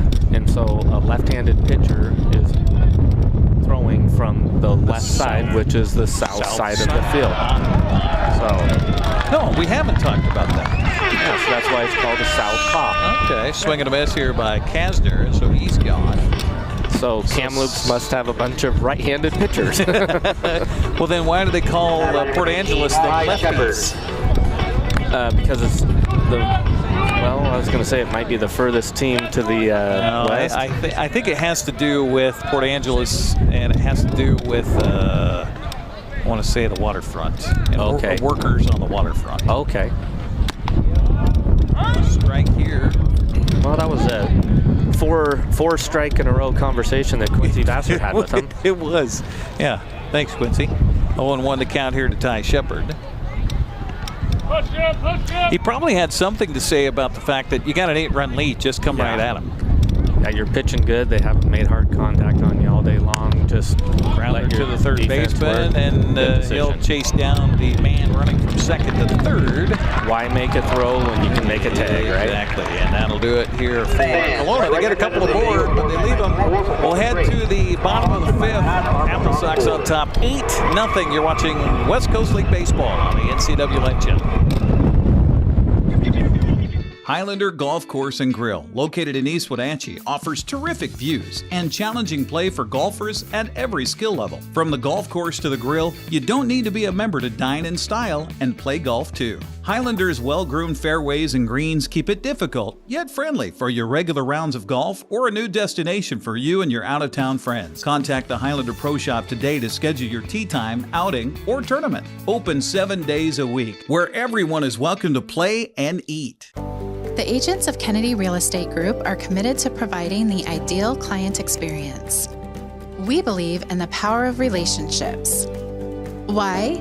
Because we don't just work here, we live here. From the nonprofits we serve, the parks where we play, and the local businesses we support, our team understands the value of living in the Wenatchee Valley. Let's begin your real estate story. To the bottom of the fifth we go. AppleSox in charge here, 8-0. Owen Firestone, Quincy Marlborough, and Brady Bean do up here in the fifth for the AppleSox. So one thing a big lead like this also does for you, if you're Coach Mitch Darlington, you got a lot of guys on the roster right now and would tend to give you a chance to see more guys. That's right. It's always a great opportunity to get more guys in the game that aren't your day-to-day guys. One, gives them a little bit of experience. Two, it also gives your guys that are your everyday guys a little bit of a break. Sure. So it's a win-win situation. But the question is, when do you go at that? Right. Swinging a foul back by Firestone. Quincy, or make that Owen, is 1 for 1 of the ball game. He has scored a run. He was hit by a pitch in that fourth inning. By the way, Wenatchee scored 6 runs in the fourth on just 3 base hits. Yeah. Curveball here misses high for ball 1. Sam Webster still pitching in relief for Kelowna. Still haven't seen any other activity down in the bullpen. So the man, Turner Webster, says, I need you to go as long as you can. Pitch here swung on and fouled away, and the count goes to a ball and 2 strikes on Owen Firestone. And, too, this might be, hey, you need to get yourself out of this. Right. Fight through it. Right, sure. Whatever's going on, fight through it. Absolutely. And this may be frustrating for him for right now, but this may be something that makes him a significantly better pitcher as the year goes on. Absolutely. 5 runs to make that 6 runs that counted to Luke Brown, the opener here tonight for the Falcons. 2 runs so far on Mr. Webster. Bounces that ball in. Count runs to 2 balls and 2 strikes on Owen Firestone. So far, Firestone defensively, I've been impressed with him as a catcher. Yeah, he's done a good job. See this pitch high and inside. Count for a little cheese there. Count goes to 3-2. Southpaw, that's interesting because that's also a term that you hear often used in the world of boxing. Yeah. Pitch here misses inside for a ball. But it makes sense what you say. I wouldn't say that pugilism has been around longer than baseball, but kind of close. Kind of close for boxing and baseball. Yeah. Visit to the mound here by the pitching coach as he's coming out to have a word with Sam Webster here. Catcher started to come out there, and then the pitching coach waved him off. Said, no, I need to talk to him, so you just stay right there. I think that was a personal conversation where he was more or less challenging him. Choice words. Yeah. Choice words, yes. But, so left-handed pitchers and now the left-handed boxers being a southpaw. I don't think I've heard that phrase used in any other facet. I mean, just, kind of referring to left-handers, obviously. Yeah. But not, it seems exclusive to baseball and boxing. Yeah. There's a lot of terminology. There's a lot of terminology that is used in the real world, like, a rain check. Rain check comes from, back in the day, if a game was rained out, they would give you a rain check, and that would allow you to go to a future game. Okay. There's a lot of those fun ones, like a can of corn. Okay, yeah. You know where that comes from? That was a player, let's see, it was referencing in the old days in the grocery store, that they'd get the groceries for you, and if the corn was always up high, and so you had to tip it off the top of the shelf and catch it. Yeah. So it's a can of corn. Yep. Texas Leaguer. Ooh. Where's that come from? I don't know. Because can of corn is a catch. Well, there's a duck fart too, right? We call that a little duck fart. Yeah, right. I don't know if that's legal to say on Heard of a shot as a duck fart. Yeah. Oh, go. Oh, here it comes away from the catcher. He doesn't even know where it is. That's where your pitcher needs to help you out a little bit. Point. Right? We talk about communication a lot on fly balls, on ground balls between second base and third baseman. Point to where the ball is. Yes. Feet. Right. If you don't say something, at least, you know. Swung on a fly ball to deep right field. Right fielder over, and he will run out of room and hit the fence. And the ball, too, strikes the wall out there right. So a blistering double from Ballroad puts runners at second and third for Wenatchee. Yeah, that ball sounded different off the bat, and as we talked about earlier, there's a pretty good jet stream up there pretty high. So I'm pretty surprised that ball didn't clear the fence. Yeah. Honestly. So runners at second and third with nobody out. Back to the top of the order for Brady Bean. Thank you.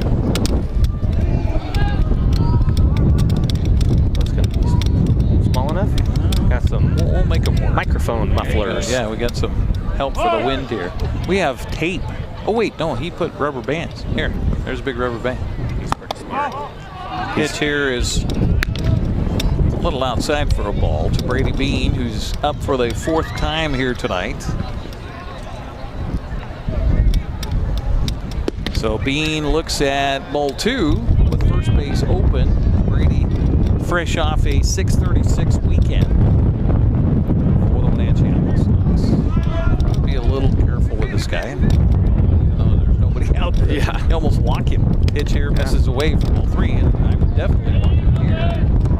This is third at bat in a row where he's gotten a lot of balls thrown to him. You know, when a guy has a great weekend like he did last weekend, word travels quickly across the league on who's hot and who's not.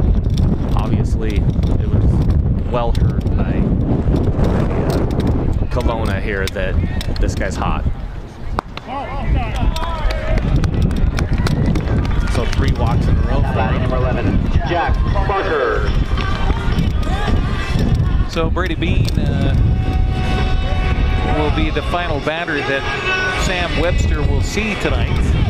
There will be a pitching change, and while there's a change made, we'll take a break here on the NCWLIFE channel. We'll be back in 60 seconds with the AppleSox in charge and looking to add more. It's 8-0 Wenatchee. We're back. And away, Bank, member FDIC. Hi folks, welcome to Save Mart. How can we help you today? We're looking for a recliner. Okay, right this way.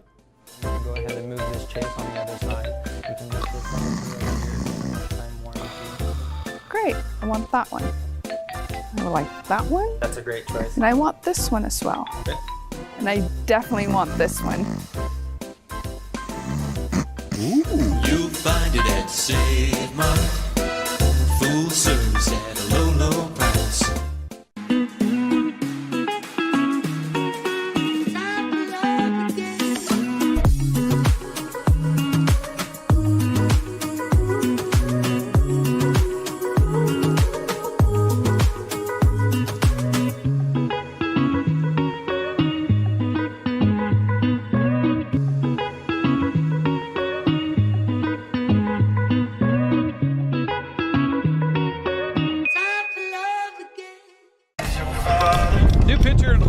Is Beryl Froller, a 6'1", 205-pound sophomore from Yakima Valley Community College. He is a BC resident, or at least a native of British Columbia, from Kelowna. So you got a guy play for the home team. Always love to see that. So third pitcher of the night will be in here for the Kelowna Falcons. Where's number 30? Barrett. Now that's not a name you see very often. Barrett. Yeah. As a first name. No. It's kind of fun having names like that, though. Well, I always, back when early in my, I don't know how early it was in my career, but it was the sports guy at KPQ. I used to have a feature in the afternoon called, yeah, see how long I've been doing it. Yeah. It was a sports feature I did.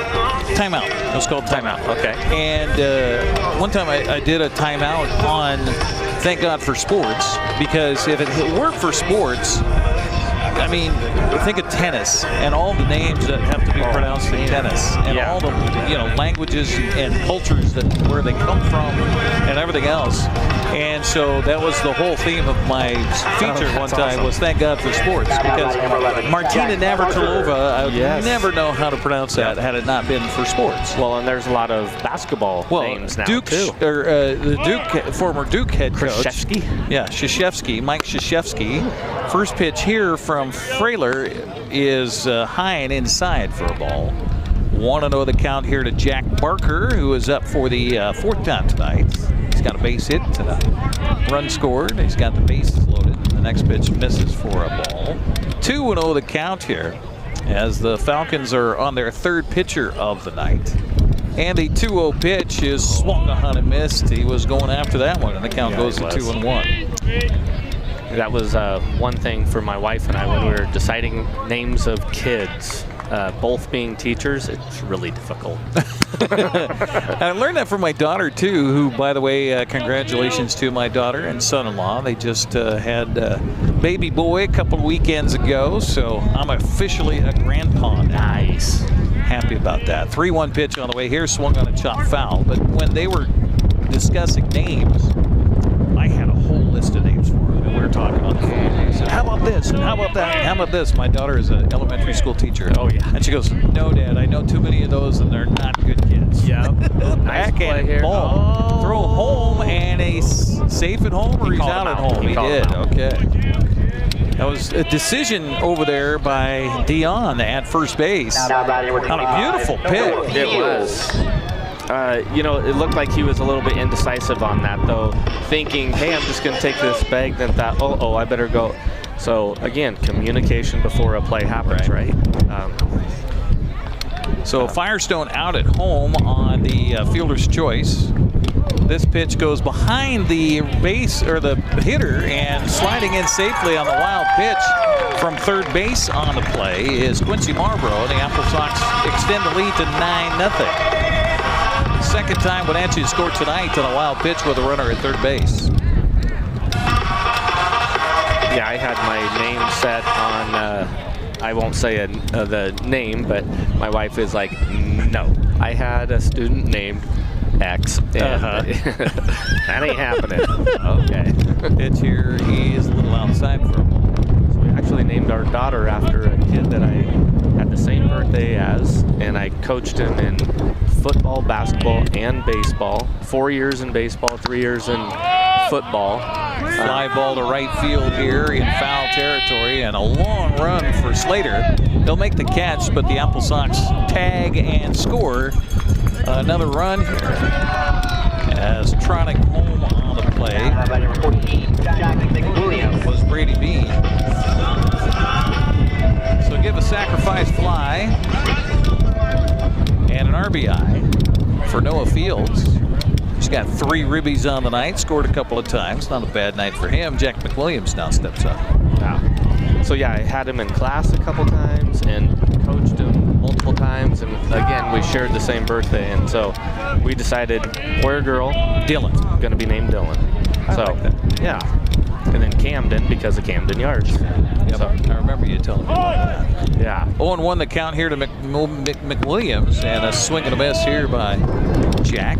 Behind the count 0-2. Jack with a 2-run triple, almost a home run. Back in the fourth inning. He was debating on that one, wasn't he? Yeah, he was. Ball misses inside here. Nice to have that microphone down on the field because we can hear the home plate umpire. Yeah. Telling us ball inside. Well, he's talking about it's a night of communication. There you go. That's what it is. Yep.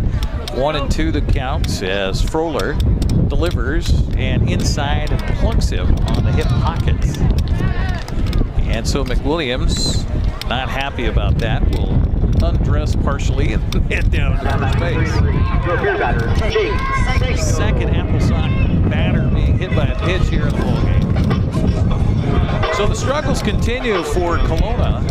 Off to an 0-3 start. This one looks like it might be 0-4 on this. Yeah. As Jake Sanko steps up now.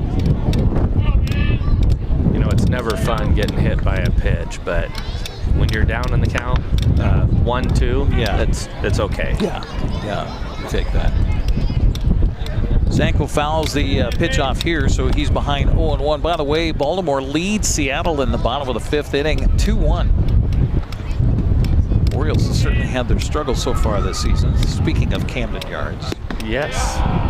Pitch here is a strike on the outside corner, 0-2 Sanko. And he asked the umpire about that one. Bryce Reeves is our home plate umpire, and Lance Crick is our base umpire.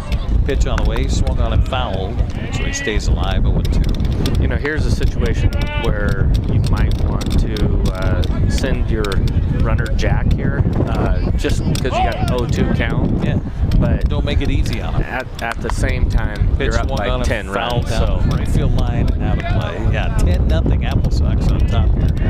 So I think they have a pretty good relationship between Mitch and Kelowna's coach. So I don't think that's something we want to burn bridges on. No. 0-2 count. Runners on the corners for the AppleSox. Pitch swung on and chopped off the plate to the third baseman. In on the ball. Good job by fielding it and a great throw. Nice job by Ty Shepard over there at third base. Put a gold star next to that one as the AppleSox are done here in the 5th, but they do get 2 more runs. We will head to the 6th inning of play. AppleSox lead at 10-0. Your AppleSox baseball is right here on the NCWLIFE channel. Apple Valley Honda is bringing the future of driving to you. Introducing the all-new, all-electric Honda Prologue EV. Say goodbye to gas stations and hello to a whisper-quiet ride and zero emissions. The wait is over. Finally, a local option for a quality EV from a brand with a track record of exceptional quality and reliability. Experience the Honda Prologue EV for yourself at family-owned Apple Valley Honda. Stay close to home and visit us at Apple Valley Honda today for the life you live. Are you dealing with a pest or weed issue and you just don't know what to do? We use the best pest control methods approved for areas with kids and pets. Whether it's rats, mice, ants, or spiders, or something else altogether. We provide the coaching and solutions you're looking for. And you can know that your dollars are supporting a local, family-owned and operated business. Allow us to help you get back to living healthy and pest-free. Harvest Valley Pest Control. License plate Blake Sandvik continues to throw for the AppleSox as we head to the 6th inning of play. He stands to be the winner tonight. The AppleSox will hang on to a 10-run lead. Yeah, usually pretty good. Max Bushyhead, Colin Robson, and Zach Weeder do appear in the inning. The 9, 1, and 2 batters for Kelowna and Coach Doug Noche. Just to speak about how well he's throwing tonight, this is the 18th hitter, and ground ball to the third baseman, and they're going to say he's safe. Took that hop off the plate. And Sanko came in on the ball. He was playing back behind the bag quite a bit. So they're going to give an infield single to Bushyhead. And that'll bring up the top of the order to Colin Robson. Only the second hit to the ball game here off of Sandvik by Kelowna. They'll turn to bunt, bunts it out in front of the plate. Sandvik quickly, like a cat, off the mound. The throw is off the glove of the first baseman, so safe at first base. Gonna call that a hit. Zach Weeder. This is their 19th batter. We've had 32 come to the plate so far tonight. That's pretty good. Yeah, pretty good. And I had to say something right before the 5th inning started. Yeah, I just blew it. Sorry, Blake. It's all my fault. Zach Weeder steps in 2 runners aboard. Pitch swung on the ground to the right side, right to the first baseman. He'll throw to second for 1. The relay, no. A fake throw by the shortstop, Martinez. He'll look over at third. The runner there was holding, so they do get 1 out on the play. Now batting number 27, Jimmy choice. 3-6. Down to third goes Bushy Head. That brings up Jimmy Dion. Dion 0 for 2 with a fly out to the strikeout. Kelowna with their first real chance to score a run of the ball game with a runner on the corners and a swing and a foul to the plate. 0-1 the count to Dion. He changed speeds really well right there. You know, and he does that without really showing you from his arm delivery, right? Yes. I mean, and that's what you will love as a guy that's pitching for your team. Yeah. 1-1 the count to Dion here. Pitch swung on the ground to the right side. They'll go to second for 1. The relay to first is in time. Double play. No run scores. And we head to the bottom of the 6th inning. Sox on top, 10-0. You're watching West Coast League Baseball on the NCWLIFE channel. At Kennedy Group, we understand that buying and selling is more than a transaction, and it's more than just a house. This is where you will gather with friends and family, and where a lifetime of memories will be made. But buying a home is more than memories.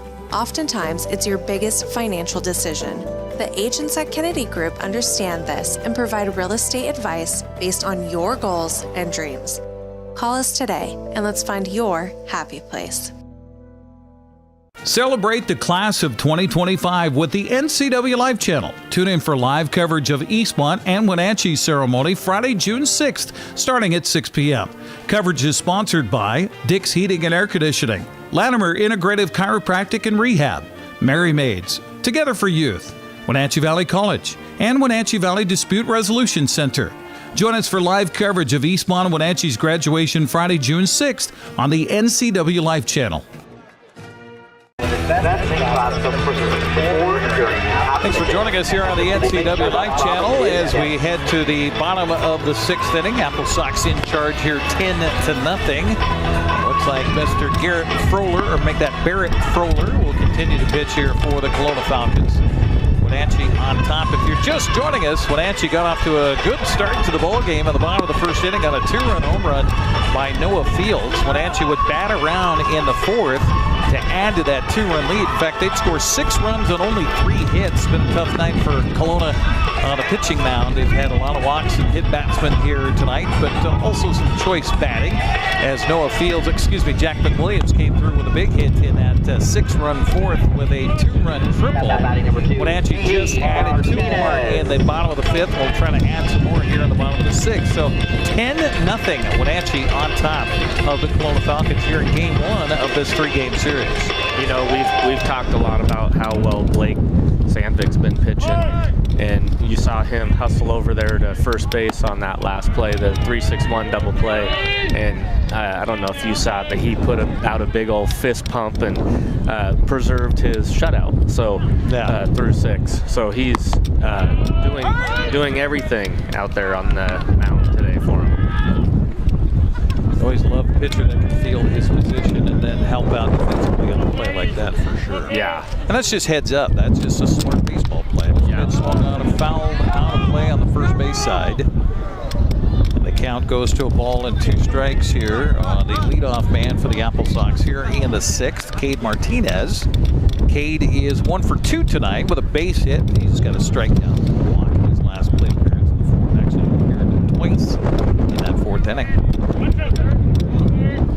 The 1-2 pitch by Froller in the way and hit him. That's our 3rd hit batsman of the night here for the AppleSox. 2nd one by number 6, Froller.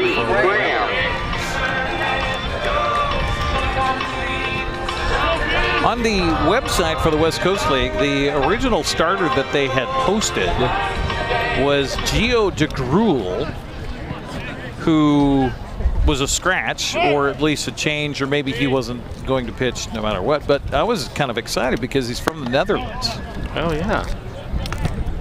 Good luck pronouncing that. First pitch, his hometown. Yes.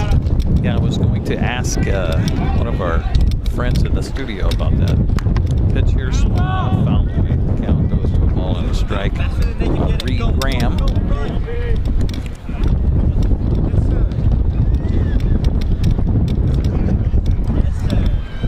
I was going to say Brooklaveen, Netherlands. Okay. Brooklaveen. I don't know if that's right or not, but Breukeleveen. Brooklaveen. Yeah, we'll call it that. From Newman University, another new one. Mm-hmm. I think that is in the Netherlands. Is it? Yeah. 2-1 to count. Pitch here, swung on a miss, and the count goes to 2. There was some baseball league in the Netherlands. That was a summer collegiate league, and they had a team that came over and played against, this is going way back to the PIL days. This pitch misses inside for ball 3. Count runs full here to Graham. And they were called the Honkers. The Honkers. Yeah. Geese? Yes. Yep. Pitch swung on and hit in the air to center field. Not a tough play out there for Robson. And he will make the catch for the out. So 1 out for the AppleSox. That brings up Owen Firestone. Owen's got a base hit, scored a run. 1 for 1 on the night officially. Hit by pitch and a walk also. Yeah. I remember learning years ago. In fact, with this pitch is well hit, but right at the center fielder. Had to roam to his left a little bit, but he'll make the catch for the out. Difference between a plate appearance and an at-bat. They're two different things. Yes, definitely. So, for example, Owen Firestone had, prior to that line out to center field, he had 3 plate appearances, but only 1 at bat. And that's, if you've watched the movie Moneyball, that is one of the things that, I can't remember the assistant's name, but he was so concerned about was on-base percentage. Right. And that comes off of your plate appearances. So prior to that at-bat, Firestone was 3 for 3 in the on-base percentage, so Billy Bean would have really enjoyed him. Yeah. You know, it's been interesting to watch the evolution for the Seattle Mariners now that Dan Wilson has taken over as manager after Scott Service was there for so long. And I thought he was actually a really good manager. This pitch swung on and hit in the air to left field, and this wind's going to play with this one. Oh, my goodness. Not again. That's where the center fielder should have taken it. Yeah, should have taken it, absolutely. But a fly out to left, and I'll talk more about that conversation as we continue here as we head to the 7th inning play. AppleSox lead at 10-0. You're watching West Coast League Baseball on the NCWLIFE channel. You trust the same doctor for your health and the same dentist for your smile. Trust Global Car Care to keep your vehicle running strong. We track your car's history so it gets the right care at the right time. With our 3-year, 36,000-mile warranty on parts and labor, you'll drive away with confidence. Global Car Care, your automotive experts. We service all makes and models, but specialize in Sprinter vans, Mercedes, Audi, Volkswagen, and BMW. Call or visit us today. Welcome to the summer of good. Good people, good taste, good vibes, and good, well, everything. When you're ready for some old-fashioned good, Abby's is your place. We've been celebrating summers around the P&W for over 60 years. At Abby's, good is a legendary tradition. Here's a good-looking pizza, guaranteed to bring some summer smiles. And right now, it's on sale, so it's good for your wallet too. This giant is loaded with toppings and can feed up to 6 people. Order at abbys.com. Give us a call or just drop by. It's the summer of good, only at Abby's Legendary Pizza. Welcome back once again here to Paul Thomas Senior Stadium, where we have a new pitcher taking over for the Wenatchee AppleSox. After a fantastic debut for Blake Sandvik, he goes 6 innings, no runs, 2 hits, 7 strikeouts in the ball game, and just 1 walk. Yeah, 1 walk in the game. So Blake Sandvik is out, and in comes Cohen Bidlowski. Is that who it is? Gunnar Penscover. Oh, I'm sorry. Yeah, Penscover. Oh, I got the Gunnar Penscover from Grand Canyon University. All right, Penscover.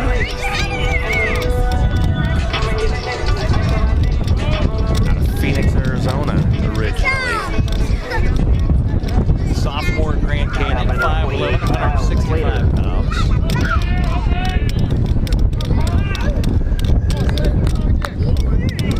see if his first name lives up to how he can throw here. Gunner. Yes. And the first pitch is a line drive to right field. Welcome to the game, Mr. Penscover. As the Falcons get Tyler Slater aboard on a base hit. That's his second hit of the ball game. Number 33, The leadoff man aboard here in the 7th will bring up Max Tremblay. Max has been struck out a couple of times, one swinging, one looking. He'll step in the left-handed batter's box. Our wind kind of died and then kind of picked up again. Now look at the flag in center field, and it's not even moving. Yet here behind home plate, he's kind of whipping. This pitch whipped in there for a strike, 0-1 to count to Tremblay. Yeah, we're seeing some velocity tonight. All the way around. Yeah. 3 pitchers for Kelowna. Toss to the bag at first, not in time. And a couple of pitchers now for the AppleSox tonight. Again, first of 3 games between these two teams. They'll play again tomorrow night at 6:35, and then on Thursday at 6:35. Throw low. Nice job by Reed Graham over there to kind of dig that one out and keep it from going into the dugouts. One thing, a little change here at Paul Thomas Senior Stadium is in front of the dugouts on both sides after they put in the artificial surface. Pitch here is a fastball missing inside for a ball, 1-1 to count. They put a fence up, a protective fence in front of the dugouts. That's nice. I tell you, I mentioned last game, we got to play here this year. The result wasn't great, but we still got to play here. Off the glove of the pitcher, they'll flip to second for 1. The relay to first is in time. I'll give that a 1-4-6-3 double play. It hit his glove. Okay. It did. Yeah, and that padding that they have on that fence and everything just makes you feel so much more secure over there. And it's a perfect height, too, for a coach to put a clipboard and write down information. Yeah, you see the guys that are leaning on it on both sides here at Paul Thomas Senior Stadium. It's that good lean height. Yes. I wouldn't say I've maybe have been to an adult establishment a few times where it's a good bar height. Okay. 2 down in the inning as Matthew Marin steps in and quickly finds himself behind the count. Guys like it when the pitchers come in at first base. Yes. Line delivery from the right-hander. This is outside.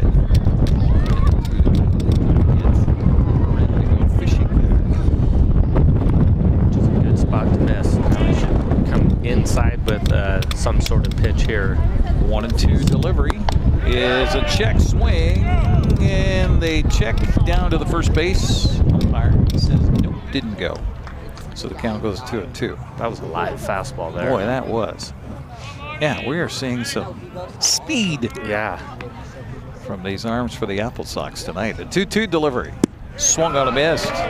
And that'll do it for Kelowna here in the 7th. The fans here at the ballpark will stretch, and we will get ready for the bottom of the 7th with Wenatchee in charge, 10-0. You're watching AppleSox baseball on the NCWLIFE channel. Right now for an ice cold beer from Melbourne. For over 35 years, the Sangster family has been not only representing GMC, but the entire community. As one of the few family-owned dealerships in Washington, you can count on our personal integrity, which has spanned over 3 generations, to ensure your satisfaction. Sangster Motors stands behind everything we sell, from GMC professional-grade products and service from a professional-grade dealership. Remember, caring about your family is what brings you back to ours. There's no place like home, because home is where we're totally comfortable. It's where we can be ourselves and let our guards down. It's where we make memories. And we're always imagining new ways to keep it totally comfortable. Carrier. Total comfort, totally happy. Call Alpine Air Heating and Cooling today. Your comfort is their priority. Well, the top of the order is due up for the Wenatchee AppleSox, but my guy with the eyes to my right says we might have some new hitters coming up for the AppleSox. We'll see about that. As Barrett Froller continues to warm up here between innings as the fans enjoyed singing Take Me Out to the Ball Game with the AppleSox Kids Choir. Our broadcast tonight brought to you in part by BioSports Physical Therapy, Aquatherapy, Sports Biomechanics, Orthopedic Physical Therapy, Orthotics. All you need to keep moving, find them online at biosports.net. Open Monday through Friday, 7 a.m. to 7 p.m. Brady Bean will lead it off here in the 7th. And the first pitch to him is in there for a strike. Off speed, 0-1 to count to Brady, who has scored a couple of times, has walked 3 times in a row. You talk about a guy who hit well over the weekend as he takes this pitch outside for a ball. I mean, that just shows you the guy's seeing the ball well when you walk 3 times in a row. Yeah, and it speaks to a lot of his character, too, because you know, a lot of people, when they're hitting really well. This pitch swung on and hit in the air to right field. That's going to drop in for a base hit. So Brady Bean continues his hit streak to 4 games now to start the season. Yeah, like I was saying, his character of, you know, I'm not here to swing at anything just so I can put a ball in play. He's working counts and getting himself in good counts. And, you know, as a leadoff hitter, especially to walk 3 times, that's incredible, you know, because one, you have the responsibility of seeing the pitchers first, you know, to start off the game. Then you get to go back and give communication to your next hitters. So he's filling the role of a leadoff hitter very, very well right now. We got a pinch hitter at the plate. Nate Gray Jr. is hitting for Jack Barker. So we'll talk about those defensive changes as we get out to the field next time. He'll take this pitch for a ball. 2-0 the count. Again, Nate Gray Jr. out of the University of Hawaii Hilo from the Tri-Cities, 6 foot, 175 pounder. And he'll take 4 straight pitches and walk his way down to first base. Noah Fields. So Noah Fields is scheduled up next, and that is number 25 taking the bat to the plate. So Wenatchee runners at first and second with nobody out here in the top of the 7th, or bottom of the 7th inning, I should say. Fields on the night has scored a couple of times, has 3 RBI with a 2-run home run. This pitch grounded off the plate again. The throw to second base is in time. The throw to first will be gobbled up, actually not thrown by the second baseman out there. So they get 1 out on the play on a fielder's choice. 5-4 on that one. Down to third base goes Brady Bean. Out at second is Gray. And with runners on the corners now and 1 down, that brings up Jack McWilliams. Or is it? Yes, it is. Yeah. So you were mentioning your story about previous to Dan Wilson. Yeah, so Scott Service, you know, we were talking about all of the metrics. Yes. And the saber metrics and all of the things you can get into. This pitch swung on and a fly ball foul down the left field line. Count evens to McWilliams at 1 ball and 1 strike. But, you know, and watching the movie Moneyball and how much you can get into it, I think that Dan Wilson has simplified things and kind of pulled back from that a little bit and not gone so much with all of the stats and figures. Yeah, the one thing that I do notice that Dan does a lot more than any other manager that I pay attention to is, regardless how well a guy's hitting, if it's a right-handed pitcher and you're a right-handed hitter and there's a lefty that can come in and take your spot, he's going to have him do it, right? And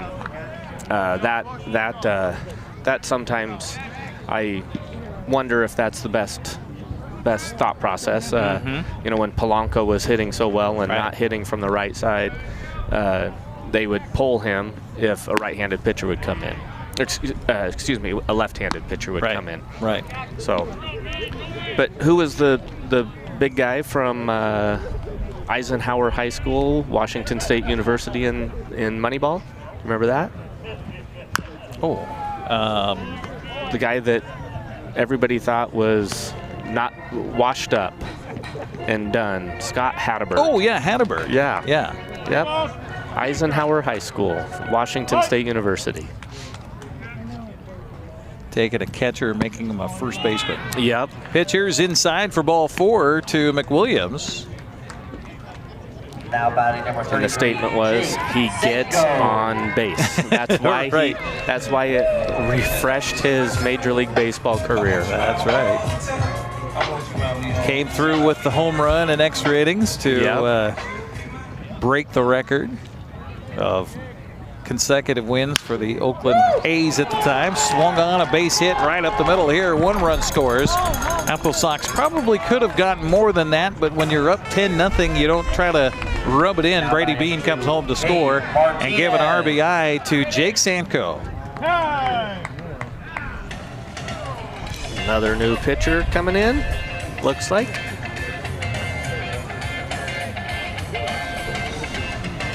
So AppleSox continue to add on here, lead it 11-0, and we'll have another pitching change. And with that, we'll take another break.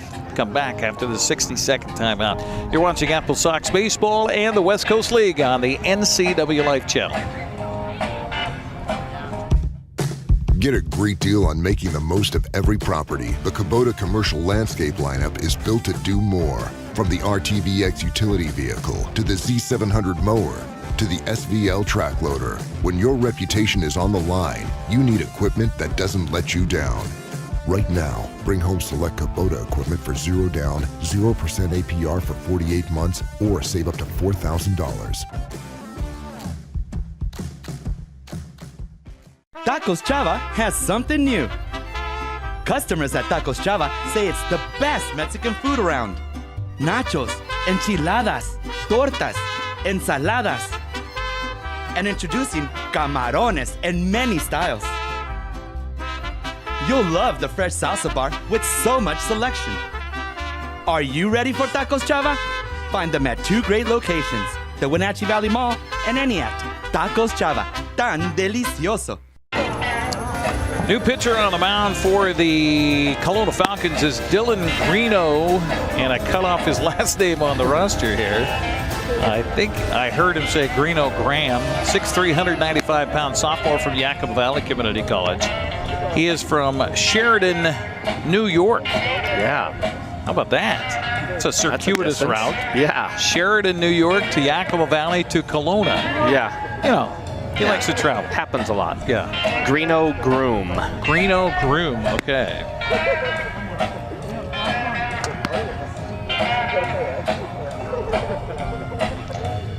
The fourth pitcher of the night here for the Falcons. Luke Brown is on the hook for this one, giving up 6 runs on 5 hits to start the ball game. He went 3 2/3. So now Greeno Groom, we'll call him Gigi, takes over on the mound here as Cade Martinez will step up.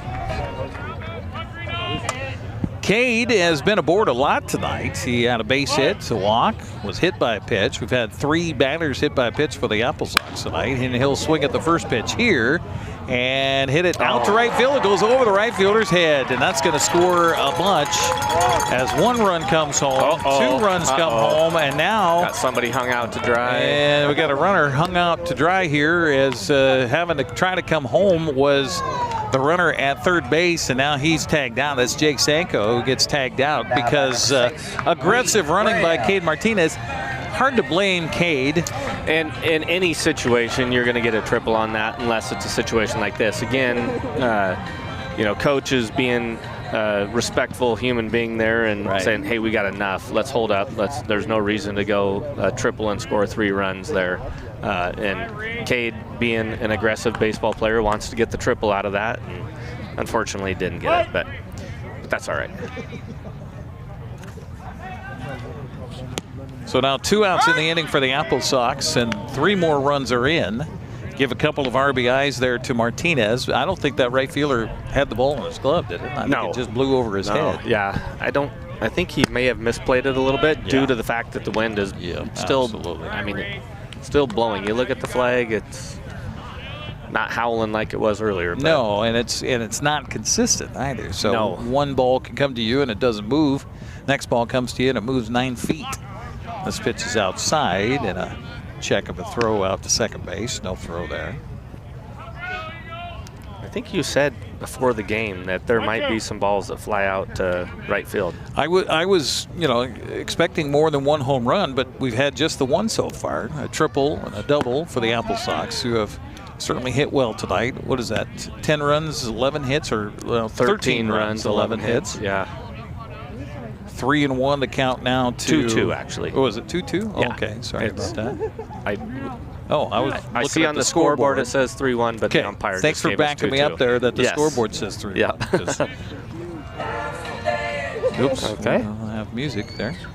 Pitch here is, and that was something that was a little odd with the basketball we just covered, Bighorn basketball. Yeah. They were playing music throughout the entire game. That was weird. I went to a couple games. And it's fun basketball to watch. Yeah. Very athletic, that's for sure. Full count pitch is, wow, missed apparently. So Now by number 3, Tristan. down to first base goes Graham. Now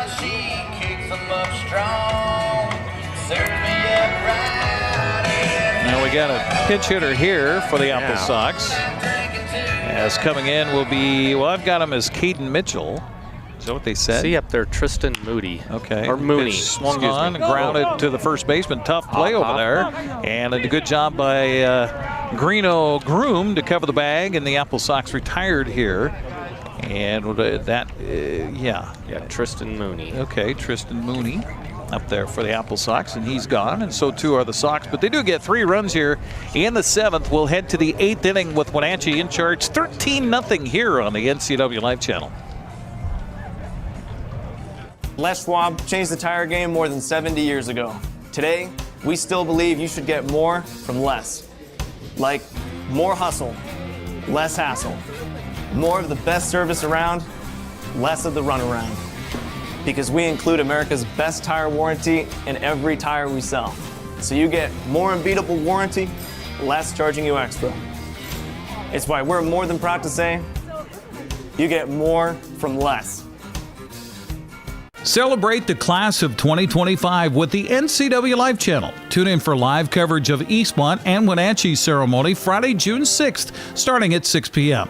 Coverage is sponsored by our Platinum supporter, Alpine Air Heating and Cooling, Community Glass, Feller Orthodontics, Focal Point Educational Services, Harvest Valley Pest Control, and Iwa Sushi and Grill. Join us for live coverage of Eastmont and Wenatchee's graduation Friday, June 6th on the NCWLIFE channel. New pitcher for the Wenatchee AppleSox is Luke Sturkle.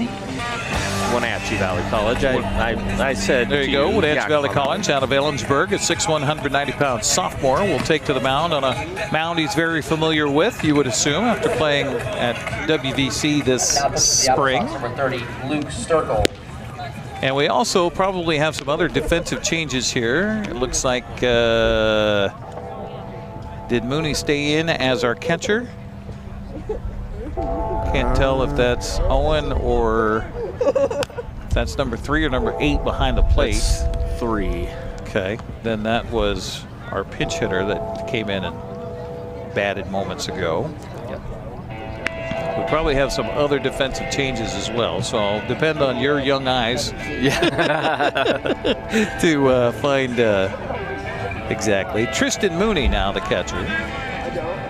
That's in for Owen Firestone. Sanko's still at third. Fields is at second. Martinez is at short, and I can't see the outfielders' numbers. That's all right. Pitch here is a fastball. Boy, that was a hefty pitch from Luke Sturkle in his first throw. Missed low for a ball. 1-0 the count. As Kurt Kestner starts it off. Pitch swung on a foul back. The count even now at 1-1 on Kestner, who is 0 for 2 tonight with a fly out and a strikeout. Not a lot of at-bats for Kelowna. No, they haven't really. That's what I was mentioning. What, 4th time through the lineup? 3rd time. Or 3rd time, yeah, you're right. 3rd time through the lineup is all. As we're in the top of the 8th inning. Sturkle's next pitch is in there for a strike, and the count goes to a ball and 2 strikes. Again, Bryce Reeves behind home plate. Nance Crick out there on the base paths. Our 2-man crew tonight, and this will be the 2-man crew. Typically, you have them for the entire series. Pitch on the way, Nice swung pitch. on a missed. Foul ball. Or no, foul ball, and it comes out of Mooney's glove, so it stays at a ball and 2 strikes. Our broadcast tonight brought to you in part by Coldwell Banker Cascade Real Estate. Call Coldwell Banker Cascade Real Estate for all your real estate needs in Central Washington. 509-888-8887. That's 509-888-8887. 1-2 the count to Kastner here. And the pitch on the way is missing just outside. Count evens at 2 balls and 2 strikes. And that's one thing when you have a 3-game series like this that you kind of want to get along with the umpires in game 1. No matter what side of the scoreboard you're on. Yes. Because it'll make it a long series if you have some disagreements. Full count to Kastner. Leadoff man here in the 8th for Kelowna. Best chance they had to score is back in the 5th. Pitch on the way is outside for ball 4. So 1 on for Kastner. And that brings up Ty Shepard. Shepard 0 for the 9th so far with a strikeout and hit into a fielder's choice in his last at bat back in the 5th. 1 aboard for Kelowna. Was that third time of the ball game. They get the leadoff man aboard. 3 in the last 4 innings, as a matter of fact. Pitch on the way is a strike on the outside corner, 0-1. Well, I will say Sturkle, when he has missed, has not missed by much. No. Not like we've seen some of the arms for Kelowna tonight. Bunch of hit batsmen, swing and a foul into the glove of the catcher, and the count goes to 0-2 quickly here on Ty Shepard. Yeah, and like you said, when he's missing, he's just missing off. So, it's good to see. With a long look into Mooney, our new catcher, so new battery all the way around here, and flinch by the batter, but he'll take ball 1, 1-2 to count to Shepard. 13-0 AppleSox. How about that? Yeah, I like the 11 hits as well. 40, my math doing right? 40 runs in the last 3 games. Pitch on the way, swung on and fouled back. Right off the catcher's mask. Ouch. So the umpire will come out. And, you know, that's one thing about this artificial turf on the infield here, including around home plate, is the umpire doesn't have to brush off the plate. There is no dirt. You know, I did notice it the other night, though. There's those little rubber... Oh, the pellets? Oh, here he comes, yeah. In fact. Okay, he's rubbing it off. All right. I don't think the plate was dirty right there. No, he's just trying to give Mooney a little time because that ball probably had him seeing stars back there. Yeah. 1-2 the count here on Ty Shepard. Runner aboard, nobody out for Kelowna, top of the 8th inning. Pitch, curveball, swung on and missed, and gone with the strikeout is Ty Shepard. That's the first out of the inning. Now by number 13, Max Bushyhead. By the way, let's see, we had 7 strikeouts by our starter Sandvik tonight, and then a strikeout by Penscover,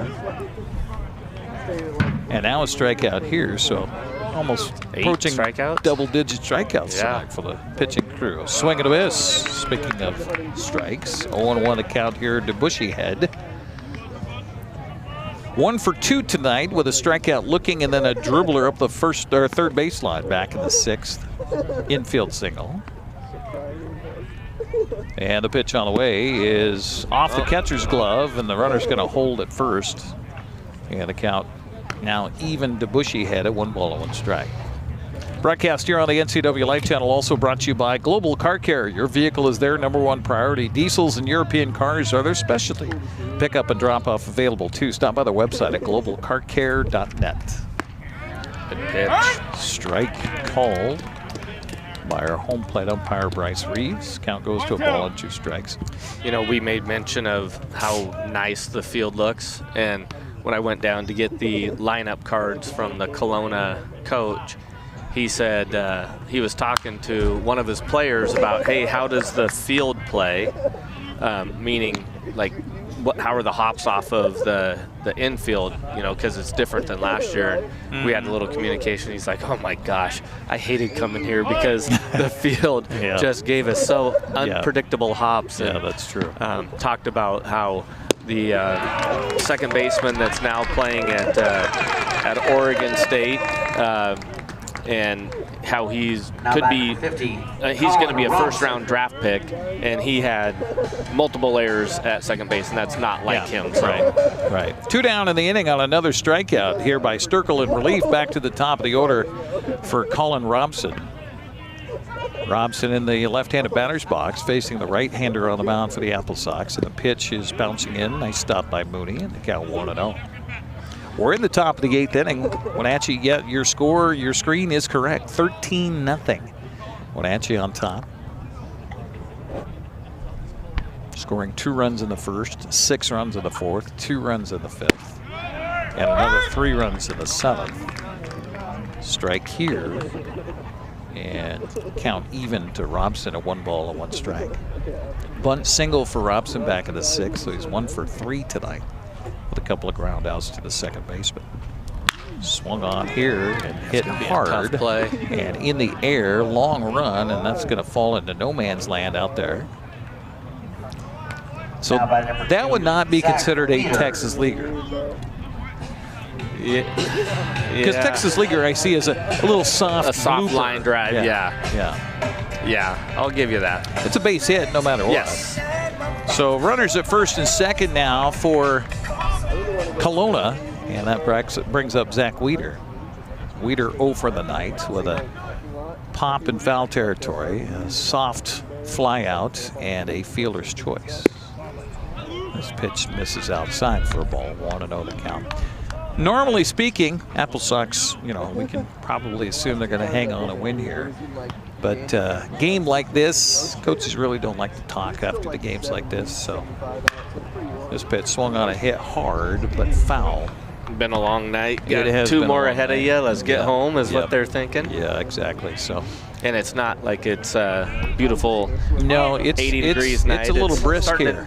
Get a little chillier. A little here. brisk. We've seen fans reaching for the sweatshirts and jackets. Pitch swung on it, and a fly ball to left center. There we go. And left fielder will squeeze that for the final out, and that'll do it here for Kelowna in the 8th. We'll head to the bottom of the 8th. As Wenatchee is on top 13-0. You're watching AppleSox baseball on the NCWLIFE channel. Fresh food, local spirits, great coffee. Hey man, how's your arm? Getting better, actually, thanks. Did they give you anything for pain after surgery? Because I think I may have some left over. Nah, that's all right, man. Actually, me and my doctor talked about not sharing prescriptions, and that ibuprofen's a good option for me. The risk of addiction, it's not worth it. Makes sense. Take the next step. Don't share your prescriptions, and talk to your friends about the dangers of opioids. Hey, welcome back to Save Mart. What can we help you find today? We're looking for a mattress. Oh, right this way. We got a large selection. We have this pillow top here. Oh, comfortable. We have more to choose from down here.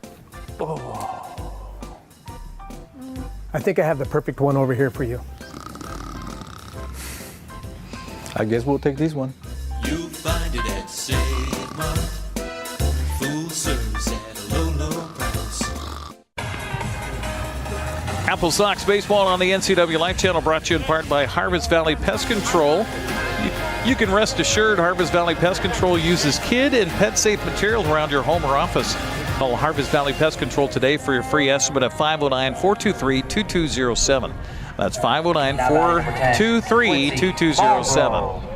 So as we go to the bottom of the 8th inning, AppleSox will bring Quincy Marlborough to the plate to lead it off, number 9 hitter, facing Dylan Greeno Groom, and the first pitch is laced to right field, but right at Kyle Slater out there. And we've got a new left fielder out there too. Oh, okay. Carter Germain out of Allen County Community College. So back to the top of the order for the AppleSox, and Brady Bean, who got his first hit of the night in the 7th. Comes up here in the 8th, having scored 3 runs tonight. Also got a bases-loaded walk for an RBI. First pitch he'll take for a ball. 1-0 the count to Brady Bean. Pitch here is swung on and hit in the air, but foul, and the count even at 1 ball and 1 strike. Our broadcast also brought to you by Highlander Golf Course and Grill. Plan your next tournament today. Call the Pro Shop. Schedule your time on the course. You can go in their simulator, ground ball here by Brady Bean as he growled coming out of the box. He did not like his swing apparently on that pitch. And he is out 6-3 on the putout. So that is the second out for the AppleSox here in the 8th, and that brings up, we have another pinch hitter, 21. Gray Jr. came in and pinch hit for Jack Parker. So he's his first strike of the game, right?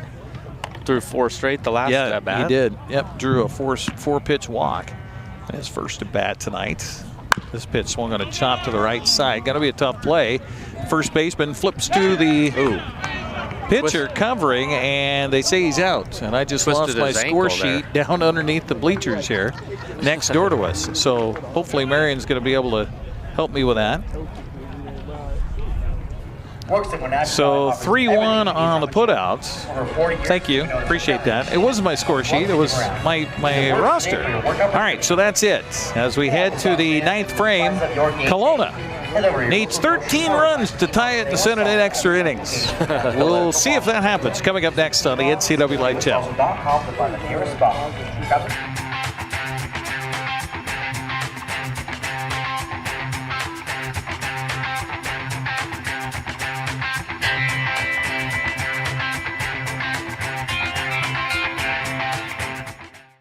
A new video game, a movie, dinner with friends. There are a lot of things worth saving up for.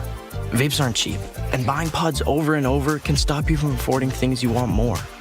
When it comes to your money, choose what matters. Choose you. When life gets stressful, jumping into your passions can help you find your calm. Avoid vapes, which contain nicotine and can make feelings of anxiety and depression worse. When it comes to your mental health, choose what matters.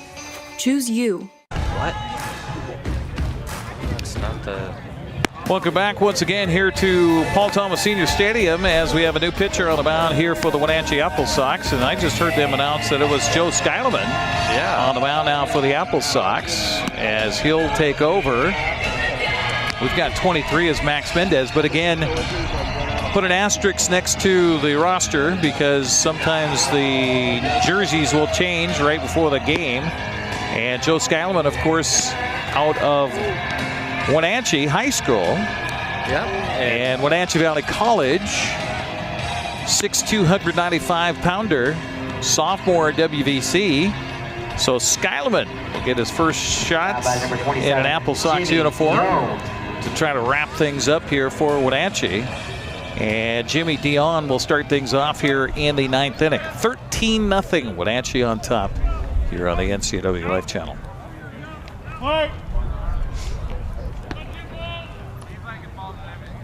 First pitch by Skyleman, swung on and a fly ball sky high to center field. This is chasing McWilliams back, and he'll make the catch for the out.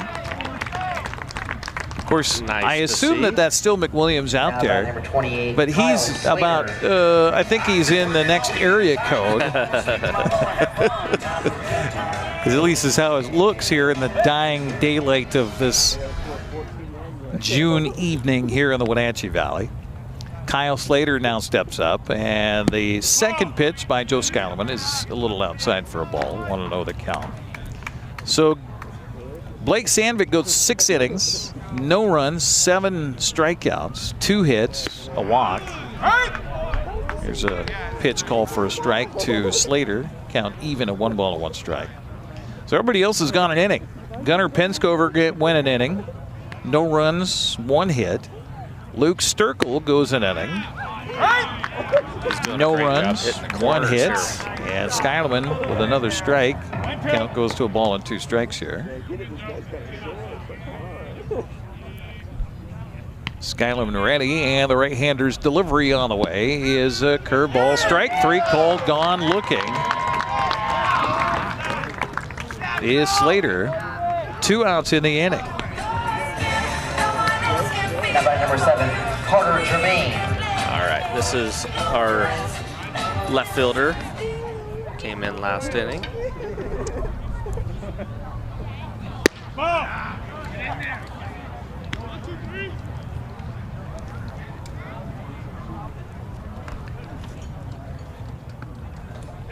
out of Allen County Community College. Swing and a miss here, and the count evens at 1-1 strike. By the way, strikeout for Skyleman gives the AppleSox now 10 strikeouts, make that 11 strikeouts on the night as the pitching staff.